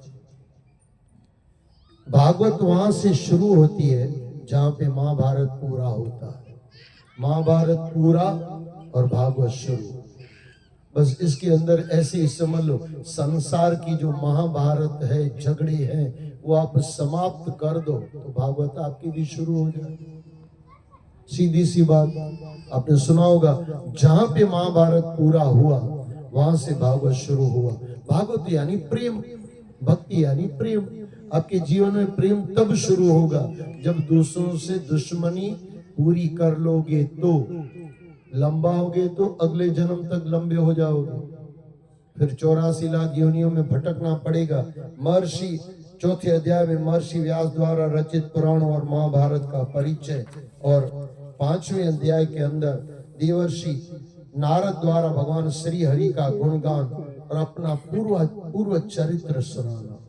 यहाँ पे व्यास जी महाराज दुखी हो रहे हैं, इतने पुराण बनाए, इतने परमात्मा तरफ लिखा गया, लेकिन पता नहीं फिर भी बोले जीवन में शांति नहीं है।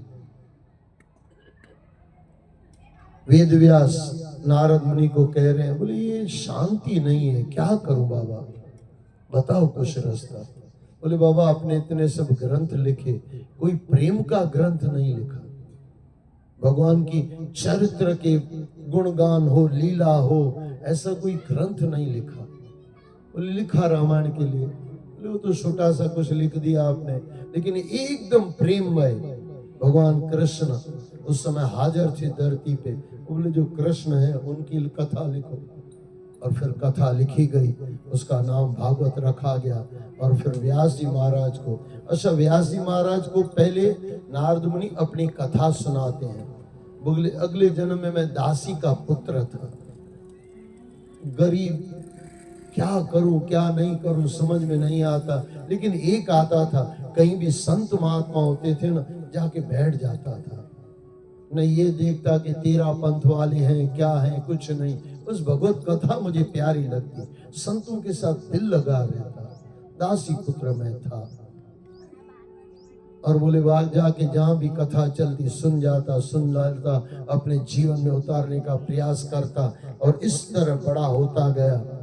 बोले एक बार संतों ने अपनी जूठन फेंकी, संत कभी जूठा छोड़ता नहीं। अब कई बार क्या होता है, थोड़ी मिर्ची लग जाए तो छोड़ना पड़ता, तो ऐसे समझ लो कुछ मिर्ची लगी संत को, और बाबा जी ने थोड़ा जो प्रसाद पा रहे थे छोड़ दिया।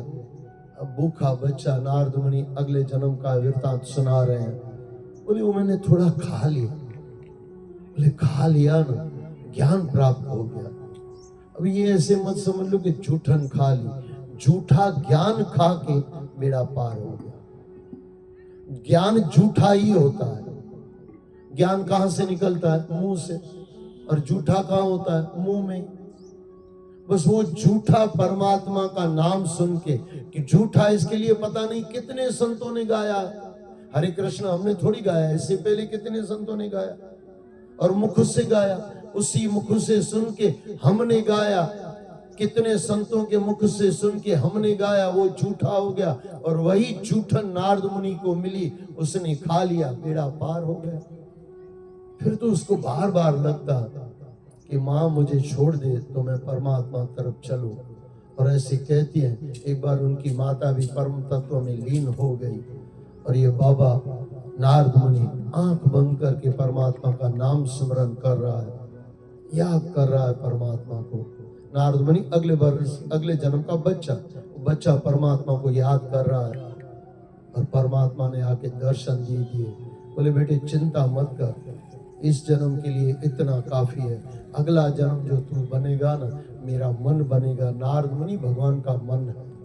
फिर अगला जन्म जो नारद मुनि का मिला, यानी नारद मुनि बन के आया, तो पूर्व जन्म का वो इतिहास पूरा वेद व्यास को सुनाया गया। और 7वें अध्याय के अंदर व्यास जी द्वारा श्रीमद् भागवत की रचना और श्री सूत जी द्वारा महाभारत के अंशों का उल्लेख। अब थोड़ा महाभारत में आओ। ऐसे कहते हैं महाभारत परीक्षित पेट में है। महाभारत पूरा हो चुका है, परीक्षित पेट में है।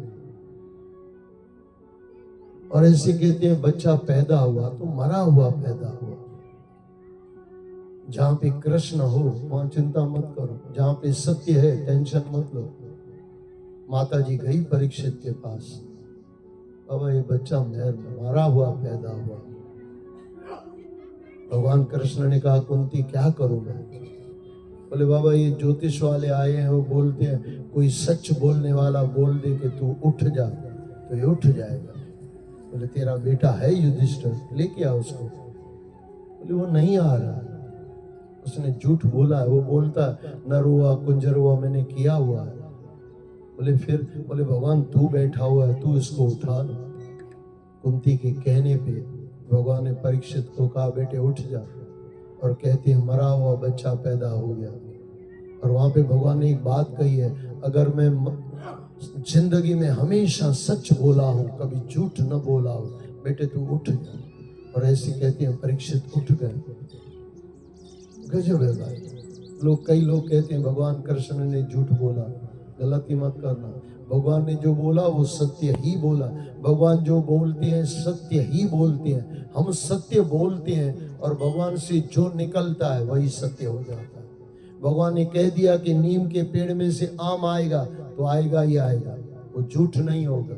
नीम के पेड़ में से भगवान आम निकाल के दे देंगे, वही तो भगवान है। लेकिन यहाँ पे परीक्षित महाराज की कथा आई।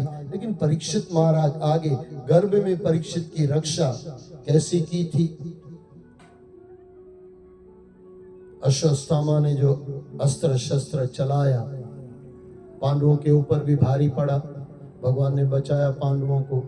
लेकिन परीक्षित को मारने के लिए जो चलाया गया था, तो कुंती ने वहां पे भी स्तुति की, हमारे खानदान को बचाओ। जब भी आप कहीं अटक जाओ ना, कुंती की स्तुति लेके आओ। और कुंती की स्तुति क्या है? ये परमात्मा जितने दुख देना है दो, जितने कष्ट देना हो दो, लेकिन आप हमसे दूर मत हो जाओ। एक काम हमारा, हम धर्म को न छोड़ें, और दूसरा काम परमात्मा कभी हमको नहीं छोड़ेगा। आप नीतिवान बने रहो, सत्य तरफ चलते रहो, भगवान आपको कभी छोड़ेगा नहीं। तो 8वें अध्याय के अंदर गर्भ में परीक्षित की रक्षा और कुंती द्वारा भगवान की स्तुति। और कुंती की स्तुति में भगवान से क्या मांगा गया? दुख नहीं मांगा गया है, कष्ट मांगा गया है। दुख में परमात्मा आए ना आए पक्का नहीं है, लेकिन कष्ट में, कष्ट यानी समझ रहे हो ना, दुख में से जो कष्ट आता है उसको कष्ट कहा जाता है। और वो कष्ट में जो परमात्मा की पुकार होती है वो सच्ची होती है। तो यहाँ पे परमात्मा को कुंती ने प्रार्थना की और कुंती की प्रार्थना परमात्मा ने सुन के उनको आश्वासन दिया कि मैं हमेशा तेरे साथ हूं। और 9वां अध्याय युधिष्ठिर का श्री कृष्ण के साथ भीष्म जी के पास जाना। देखो 9वें अध्याय में मस्त है, गीता शुरू हुई कहां से? अर्जुन महाराज कह रहा है कि मैं युद्ध नहीं करूंगा, दुख हो रहा है अपने को मारने से। और ये युधिष्ठिर महाराज गजब है, अर्जुन को दुख हुआ कि मैं लड़ाई नहीं करूंगा, अपनों को नहीं मारूंगा, मुझे नहीं मारना। और युधिष्ठिर को दुख हुआ मारने के बाद अपनों को मार दिया, पता नहीं क्या हो गया, भगवान ने क्या खेल खेल दिया। मैं तो रोज, अब लिखा हुआ बोले, मैं तो रोज सोचता था कि लड़ाई न करूं, झगड़ा न करूं, लेकिन पता नहीं कौन अंदर बैठ के झगड़ा करवा रहा था। हुई सोई जो राम रचे राखा। युधिष्ठिर महाराज जब दुखी थे, कृष्ण ने दुख दूर नहीं किया। कई बार ऐसा होता है, आपका दुख भगवान भी दूर नहीं कर सकता है। कोई संत महात्मा दरवेश जो हो गया उसमें से छुड़ाने के लिए भक्त ही आपको काम आएगा। भीष्म पिता बाणों की सैया पर सोए हुए हैं और श्री कृष्ण भगवान अपने भक्त युधिष्ठिर को लेके उसके सामने आता है। और वहां पे पूरा महाभारत के अंदर लिखा गया, क्या लिखा गया? भीष्म गीता कहा जाता है। भीष्म गीता किसको बताई गई? युधिष्ठिर महाराज को। कभी मौका मिले तो भागवत में जाके पढ़ना, क्या सवाल पूछे, राजधर्म कैसे निभाना है। अब इतना ही समझ लो, जीवन उपयोगी भागवत में आपको ये बता रहा हूं, अपने बड़ों को कभी मत छोड़ना। दुर्योधन में से इतना सीख लो, पाप करने से पहले 10 बार सोच लो कि करूं कि नहीं करूं, इतना सीख लो। और युधिष्ठिर से यानी अर्जुन से इतना सीख लो कि पाप से बचने के लिए क्या करूं। लड़ाई झगड़ा करना हो तो भगवान के गुरुओं के चरणों में चले जाओ, भगवान से प्रार्थना करो, क्या करूं। जब हो जाए ना, तब युधिष्ठिर जैसा भीष्म पितामह के पास चला गया, संत के पास चले जाओ, बाबा ये हो गया, अब कुछ रास्ता बताओ, रास्ता बताओ। लेकिन रास्ता प्रेम से पूछा जाता है, ऐसे खाली नाटक से नहीं, ढंग से नहीं। जिसको आपने दुखी किया है उससे प्रेम से जाके उसकी माफी मांगो। और 10वीं के अंदर श्री कृष्ण का द्वारका आगमन, यहाँ पे परमात्मा श्री कृष्ण भगवान द्वारका में प्रवेश करने के लिए जा रहे हैं। और 11वें अध्याय में द्वारका में श्री कृष्ण का राजोचित स्वागत, परमात्मा राजा है तो उनका राजा जैसा स्वागत हुआ अपने द्वारका के अंदर। अच्छा देखो, द्वारका है ये भी सोने की है, सुना होगा आपने। लंका भी सोने की है। दोनों में फर्क क्या है? जमीन आसमान का अंतर है। रावण ने लंका बनाई थी अधर्म की, लूट के बनाई थी। कथा 2-3 आती है, उसके अंदर एक प्यारी सी कथा, 2 से 1-2 कारण ये भी है कि कुबेर को लूट के ले लिया था लंका, और दूसरा भगवान शंकर को, उनको भी लूट लिया था उसने। अब बोलोगे कैसे? कहानी छोटी सी है, 2 मिनट में मैं आपको बताऊं। एक बार पार्वती शंकर के साथ बैठी हुई थी। बोले विष्णु लोक आपने बनाया, शिव पुराण में ऐसे आता है, विष्णु लोक बनाया, विष्णु को दे दिया, ब्रह्मलोक बनाया, ब्रह्मा को दे दिया। बोले तमे तो कई घरे राखता ज नहीं, बधाने आपी ज दो छो। अवधर दान चपटी भूत में है खजाना कुबेर का। बहिराव के ने मरद सांभળી ले, એનું नाम ज मरद। बोले बहुत रोती रही पार्वती, बार बार बोलती रही। माता रोएगी नहीं लेकिन बार बार कंप्लेन करती रही। बोले ठीक है कुछ बनाते। फिर बनाई गई, नगरी बन के तैयार हो गई। अब शंकर भगवान बना रहा है तो सब सोने का बन रहा है, सब बढ़िया से बन गया, बढ़िया से बन गया। इतने में पार्वती को अपने मायका में जવું પડ્યું, गई। थोड़े दिनों के बाद पूजा सब तैयार हो गया। अब वो नंदी महाराज को शंकर भगवान ने बोला, नंदीश्वर बैल महाराज, अरे भाई इसकी ये सब हवन विधि करनी है, बुलाओ किसी संत को। अरे बाबा यहाँ पे संत तो कोई आता नहीं है, एक आता है आपका प्यारा भक्त रावण, अरे उससे कराओ। बोले आओ उससे कराओ, इसमें क्या है, संत है, ऋषियों का बेटा है। और ऐसे कहा जाता है वो बैठ के उन्होंने पूरा करवाया, यज्ञ करवाया, वास्तु कराया, वो બધું થઈ ગયું। अभी ये रावण क्या मांगता है सुनना। बोले बाबा जी कुछ देना तो पड़ेगा ना। बोले हाँ देंगे ना, क्यों नहीं देंगे, शंकर भगवान हूं मैं, मांग क्या चाहिए। बोले जे घरનું वास्तु कराव्યું છે તે મને આપી दो। अरे बोले ये तुझे दे दूं, इसके लिए फिर तेरे पास आया क्यों मैं। बोले बाबा आपने ही तो बोला कुछ मांगो, तो मैंने मांग लिया। मांगाई पण એવું नहीं मांगाई कि सामे वाળો खलास થઈ જાય। आ तो शंकर से खलास नहीं थिया, पण એવું नहीं मांगो। આજના બ્રાહ્મણો भी જબરું છે ભાई, सामे वालों ने खा पाईमाल करी नाखे। एक तो हमने बीच में कोई ब्राह्मण था, किसी गृहस्थी को बोल रहा था, बोले ये पैसा नहीं देगा तो सीधी माँ तेरी नरक में जाएगी। वो बेचारा रोता रोता बोले यार मैं क्या करूं, उसको कुछ घर पाठ रखना था तो किसी ने मुझे भेजा। मैं बोला मैं कर लूंगा, कोई दिक्कत नहीं। लेकिन कहाँ क्या क्या हो रहा है। अभी महाराज ने, रावण महाराज ने बोला मुझे दे दो, वो बाबा जी ने भी दे दिया। भाई तारू तने अर्पण, निकली गया। पार्वती माता आया, कहाँ गयु भाई, उनके બધું થઈ ગયું, અપાઈ ગયું, બાય બાય ટાટા, तू तारा मजा मने हमें हमारा मजा में। संसार ऐसा ही है भाई, लूटी हुई लंका है, रावण पूरा लूटा जा रहा है, दुखी हो रहा। और वहां पे द्वारका अपने पैसों की है, शांति ही शांति, वहां कहीं दुख नहीं है, कोई दुख नहीं है, शांति ही शांति है। इसके लिए यहाँ पे 12वां अध्याय परीक्षित का जन्म और राजा युधिष्ठिर का प्रसन्न होना। परीक्षित का जन्म हो गया और वो श्री कृष्ण भगवान ने उसको जिंदा कर। अच्छा ये परीक्षित नाम क्यों रखा गया।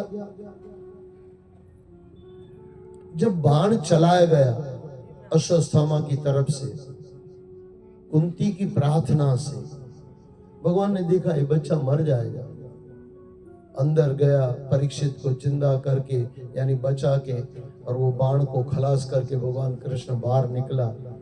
और जब वो भगवान कृष्ण बाहर निकला, परीक्षित ने जन्म लिया, और परीक्षित भगवान के कहने से परीक्षित जिंदा हुआ। तो बार बार देख रहा था कि मुझे किसने पैजामा किया, मुझे किसने इस मौत से निकाला, मेरी माँ के पेट में किसने रक्षा की, उस सबकी परीक्षा ले रहा था। ये है, ये है, ये है, उस सबकी परीक्षा ले रहा था। इसके लिए परीक्षित बन गया, क्योंकि उसकी आंख कुछ पूछ रही थी, जो मेरी माँ के पेट में मेरी रक्षा कर रहा था वो कौन था।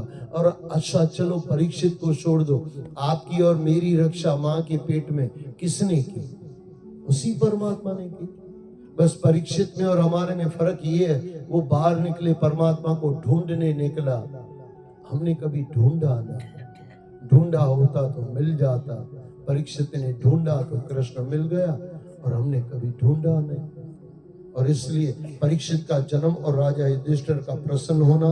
अच्छा यहाँ पे ऐसा भी एक मस्त वृतांत आता है, कथा आती है।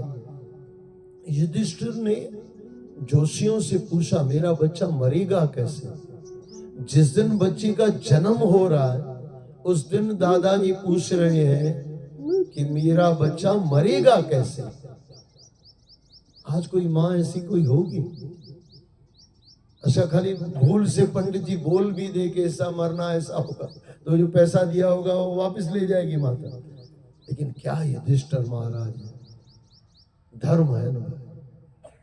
यमराज जी महाराज है, आपने सुनाओ। बोले ठीक है भाई बताओ ये मेरा बच्चा मरेगा कैसे।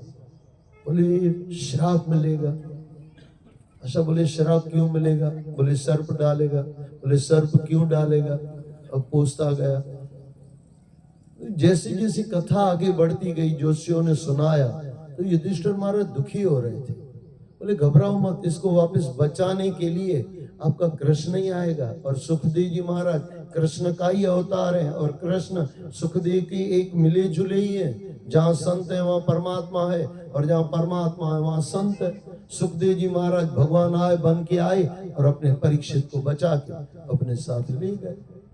और ये सुन के फिर युधिष्ठिर प्रसन्न हुआ, और आगे 13वें अध्याय के अंदर विदुर का उपदेश और धृतराष्ट्र तथा गांधारी का वनगमन। क्या कहे विदुर महाराज के बारे में भाई।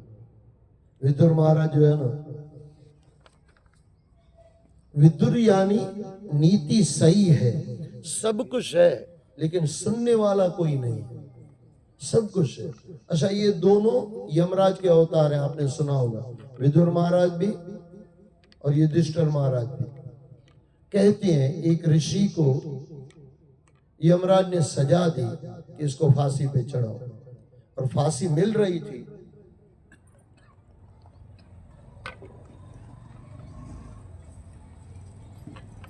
फांसी मिल रही थी तब अब ये पहुंचा हुआ संत है, बोले मुझे फांसी क्यों मिली। किसको पूछा? यमराज को पूछा। बोले भाई तू 5 बरस का बच्चा था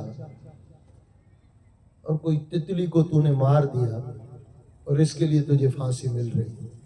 अरे बोले तू कैसा यमराज है, तुझे पता नहीं कि 5 बरस के अंदर जो भी बच्चा पाप करता है वो माँ बाप को लगता है, और तुझे इतना पता नहीं तो नीचे आ जा, जन्म ले, और फिर तुझे पता चलेगा कि दुनिया में कैसे जिया जाता है। और तू ऐसा सबको सुनाता रहेगा, कोई तेरी सुनेगा नहीं। विदुर महाराज सब सुनाते रहते हैं, सुनता कौन है? कोई नहीं। आपके घर में भी कोई विदुर जैसा हो ना, सुनते रहना और उसका पालन करते रहना, नहीं तो कभी ना कभी महाभारत जरूर होगी, ये पक्का कर लो। अच्छा, वहां पे युधिष्ठिर महाराज, वो भी यमराज है। यमराज वहां पे जो बोलते हैं छोटे भाई करते हैं, युधिष्ठिर महाराज जो कहते हैं वो होता है, इसके लिए वहां पे सत्य है। और वहां पे विदुर जो यमराज कहते हैं वो बच्चे सुनते नहीं है, इसके लिए वो अशांत है और वो शांत है। वहां पे असत्य है, वहां पे सत्य है। आपके घर में यमराज कैसा है? विदुर महाराज कोई है सच्चा है तो उसका सुनो, भले बेटा क्यों ना हो, बहू क्यों ना हो, सास क्यों ना हो, संबंध मत देखो, सच बोलती है उसका सुनो। अगर आपको झूठ बोल रही है, आप गलत हो तो भी सुन लो, खुद को सुधारने का प्रयास करो। तो यहाँ पे अपशकुन 14 अध्याय, अपशकुन देकर युधिष्ठिर का चिंतित होना और अर्जुन का द्वारका से लौटना। वहां तक श्री कृष्ण अपने धाम में पहुंच चुके थे और अपना पूरा विग्रह भागवत के अंदर डाल दिया था। 15वां अध्याय श्री कृष्ण के अवसान का दुखद समाचार और पांडवों का परीक्षित को राजगद्दी सौंपकर स्वर्गारोपण यानी स्वर्ग तरफ जाना। ये भी एक बात समझने जैसी है। अर्जुन महाराज आ रहे थे और कहते हैं ना, भीलों ने लूट लिया। अब भीलों ने लूट लिया अर्जुन को। आपको पता अर्जुन को ताकत कितनी थी? एक आदमी से एक लड़े, ऐसे भी योद्धा थे महाभारत के अंदर। एक आदमी से 1000 लड़े, ऐसे भी आदमी थे। और एक आदमी से 10,000 लड़े, उसमें था अर्जुन महाराज। 10,000 और 10,000 को जीत के आए वो अर्जुन। जब द्वारका से आया, हस्तिनापुर के करीब करीब आते आते भीलों ने लूट लिया। वही धनुष, वही बाण, हार गया। फिर उसको याद आया कि ये जो मेरी जीत थी, मेरा कृष्ण मेरे साथ था, इसके लिए मैं जीत पाया। जीत यानी कृष्ण यानी सत्य। अगर आपके जीवन में सत्य है ना, तो आपका कृष्ण आपके साथ है। जहाँ को राखे साइया बाल नभा का हो, जो जग बैरी हो। बाल नभा का कर सके जो जग बैरी हो। जहाँ को राखे साइया बाल नभा का हो। अगर आप सत्य में हो ना, आपका बाल भी कोई तोड़ नहीं पाएगा। इतने महारथी मर गए, 5 पांडवों को कोई हिला नहीं पाया, क्योंकि कृष्ण यानी सत्य साथ में था। और वहां पे 100 थे, हजारों थे, और उसके साथ भीष्म जैसा महापुरुष था, द्रोणाचार्य जैसा महापुरुष था। विदुर नहीं था। विदुर होता तो शायद नहीं हारता। नीति वाला कोई इंसान हारता नहीं है। नीति को इन लोगों ने निकाल दिया, वहां से निकल गया। और विदुर के निकलने के बाद कौरवों का मरना पक्का हो गया। उसी तरह रावण के सभा में से जब विभीषण निकल गया, रावण का मरना पक्का हो गया। आपके जीवन में से भी अगर विदुर निकल जाए, यानी सच्चे आदमी को आपने निकाल दिया, समझना आपका मरना अब तय है, पक्का हो गया। कोई विदुर आपके घर से निकल न जाए, ये पक्का कर लो। कोई सच्चा आदमी आपके घर से निकल न जाए, उसके लिए थोड़ा बलिदान देना पड़े तो दे दो। कुछ 2, 4, 10 हजार लुट जाए तो लुटने दो, लेकिन निकालो मत। जब तक रावण विभीषण का सुनता रहा, तब तक रावण जिंदा रहा। जब विभीषण को निकाल दिया, रावण का मरना तय हो गया। और वहां पे विदुर महाराज निकल गए। अब कौरवों का मरना पक्का है। और विदुर महाराज निकल गए, और ऐसे कहते हैं चप्पल निकाल के गए।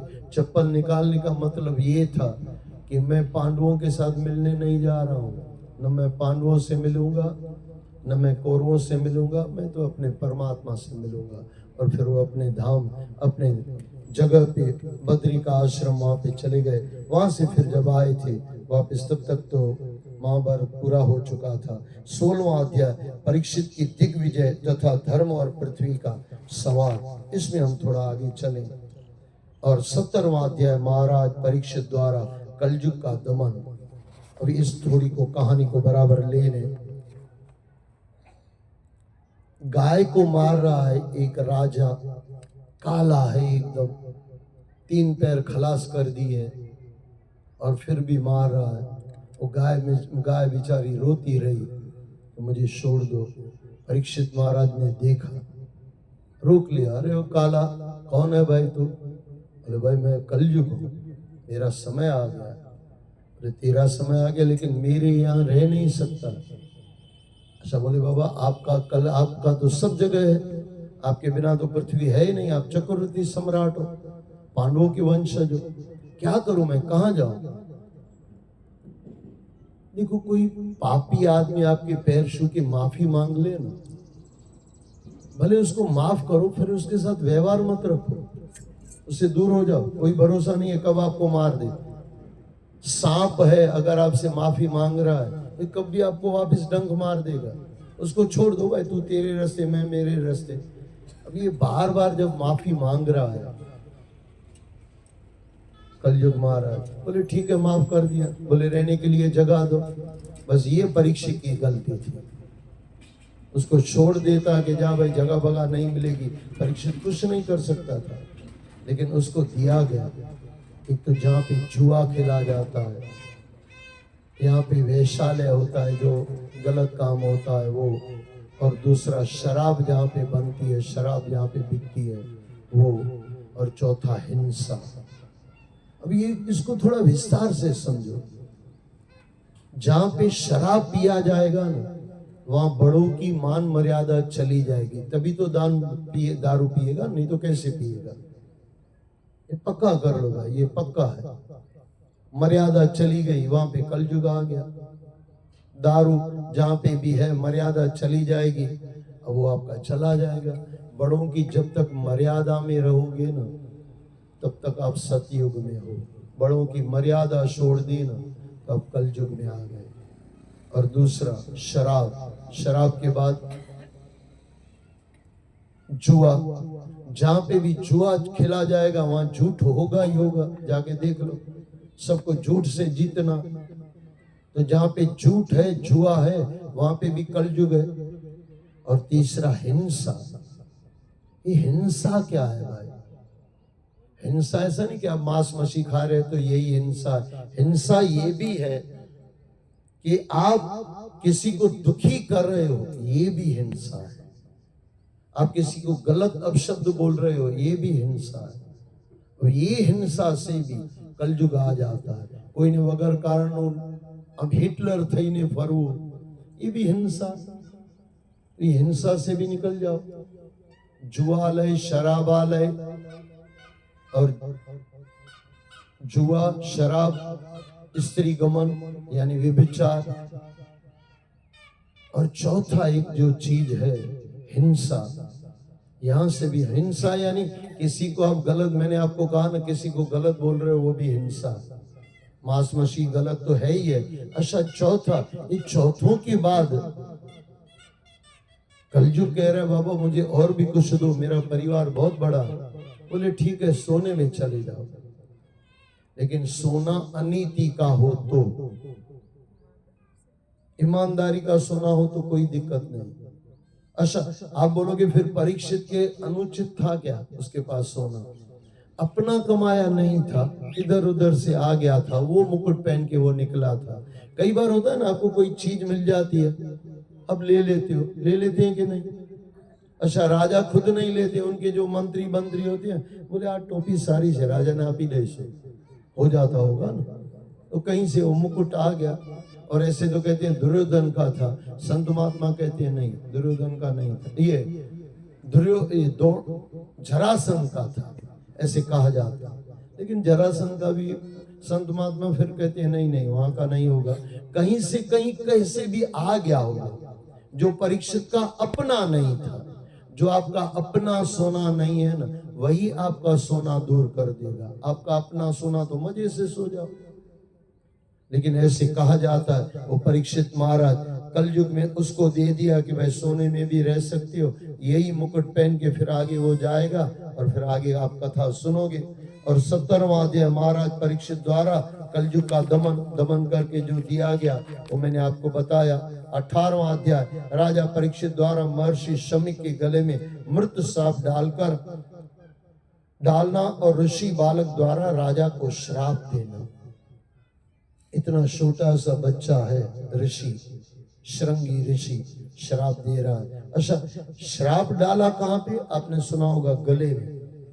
7 दिन का श्राप क्यों दिया? 2 आंखें छोड़ दी, 2 कान छोड़ दिए। यहां पे अगर डालता परीक्षित वहीं मर जाता। 7 जगह छोड़ दी गई, 2 आंख, 2 नाक, 2 छिद्र होते हैं ना, 2 कान, 7वां मुंह, 7 जगह छोड़ दी। परीक्षित को श्राप डाला, 7वें दिन मरेगा। अगर यहाँ डालता तो वहां वहीं मर जाता है, ब्रह्मरंध्र में। नहीं डाला गया, 7 दिन मिला उसको, और वहां पे फिर वो श्राप डाला। अच्छा, क्यों डाला? क्योंकि वो जो मुकुट सोने का पहन के गया था और वो कहीं अपना नहीं था। આપણું હોય ને તે જ સારું હોય, બીજાનું તો બધું ખરાબ જ હોય। આપણે ઉલટું છે, બીજાનું સારું હોય, આપણું ખરાબ હોય। जो चाह वो मिलता नहीं है, और जो मिल जाता है वह पसंद आता नहीं है। सब मैंने कल भी आपको कहा, आपको शायद याद होगा, दूसरों का पसंद है ना तो आप रावण हो या रावणी हो, पक्का है। और अपना पसंद है तो आप राम हो। राम को अपना पसंद है। राम कभी किसी दूसरे का लेके आए? नहीं, कुछ नहीं। कृष्ण कभी दूसरे का लिया? अरे जहां पे भी जंग की, मैदान किया, लड़ाइयां की, जिसका जो बाप था उसके बेटे को राज्य देके चले आए। सुना होगा आपने। नहीं तो कृष्ण ने कितनी समझो लड़वाइया कराई यानी करवानी पड़ी। सब राक्षसों को मारना पड़ा। राक्षसों को मार के अगर उसका बेटा ईमानदार है तो उसको दे के निकल आके थे बाबा जी। कभी भी अपना अधिकार नहीं जमाया, अपने में मस्त रहे। तो 18वां अध्याय, पहले सिकंद का 18वां अध्याय यहाँ पे पूरा होता है। मृत सांप डालना और ऋषि बालक द्वारा राजा को श्राप। और 19वां अध्याय परीक्षित का आत्म पश्चात और अनशन व्रत लेकर गंगा तट पर बैठना।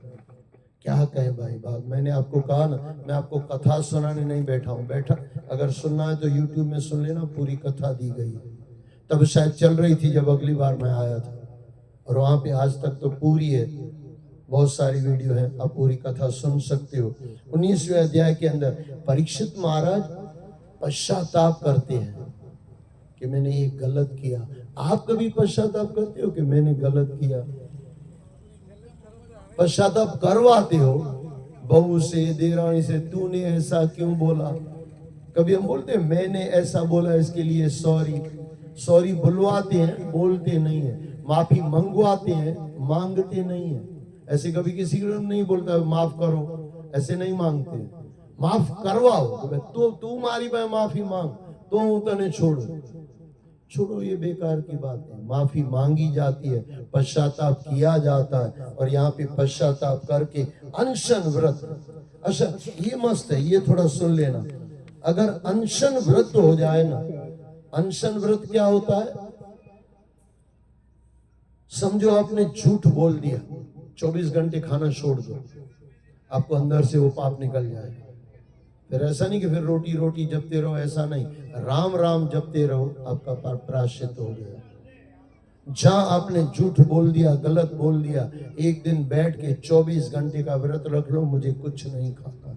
और यहाँ पे परीक्षित महाराज ने अनशन रखा, फिर वहां पे आगे बढ़ेंगे, उसकी कथा हम शाम को देखेंगे 4 बजे चाहिए, 4 से 7 है सर, 4 बजे शुरू होगा, बराबर समय से हम शुरू करेंगे, समय पर पूरा करेंगे। यहाँ पे पहला सिकंद पूरा हुआ। बोलो सद्गुरुदेव भगवान की जय। वैसे तो कोई भी कथा में छोड़ता नहीं हूँ, और फिर भी कोई छूट जाए तो उसको परमात्मा के चरणों में हम ऐसे ही छोड़ के आगे बढ़ जाएंगे, लेकिन जीवन उपयोगी कोई बात रहेगी नहीं। मैंने कल आपको कहा यहाँ पे भागवत हो रही है जीवन उपयोगी, जो आपको जीवन में काम आएगी। बोलो सद्गुरुदेव भगवान की जय। समय सर शुरू होगा और समय सर पूरा होगा। 10 बजे सुबह का टाइम है और शाम का टाइम 4 बजे है। अब हाँ नहीं वो तो होता है, सही बात, संसार के भी काम होते हैं। हाँ यो अच्छा बाहर नहीं जाते खर्च करना ही तो मेन माइक तो ही ऐसे जो हाँ भाई साहब चमन ना भाई का जो खर्चो नहीं। लेकिन एक बात सुन लो कि भाई कथा चालू हो जाएगी, आपको भले वहां नहीं सुनाई दे रही, यहाँ हो जाएगी। अब ये टाइम सुन लो ना, 10 बजे कथा शुरू ही हो जाएगी, जिसको सुनना है। अब जिसको नहीं सुनना है वो तो हरिद्वार में भी नहीं सुनेगा। 10 बजे कथा शुरू हो जाएगी, भले माइक नहीं होगा तो भी शुरू कर लेंगे, और जो 12 बजे पूरा का टाइम है वो पूरा कर लेंगे, और शाम को 4 से 7 राइड शुरू हो जाएगी, राइड पूरा होगा। ये याद रख लो। फिर माइक होनो आप और हम होंगे, कथा तो आपसे और हमसे चलेगी।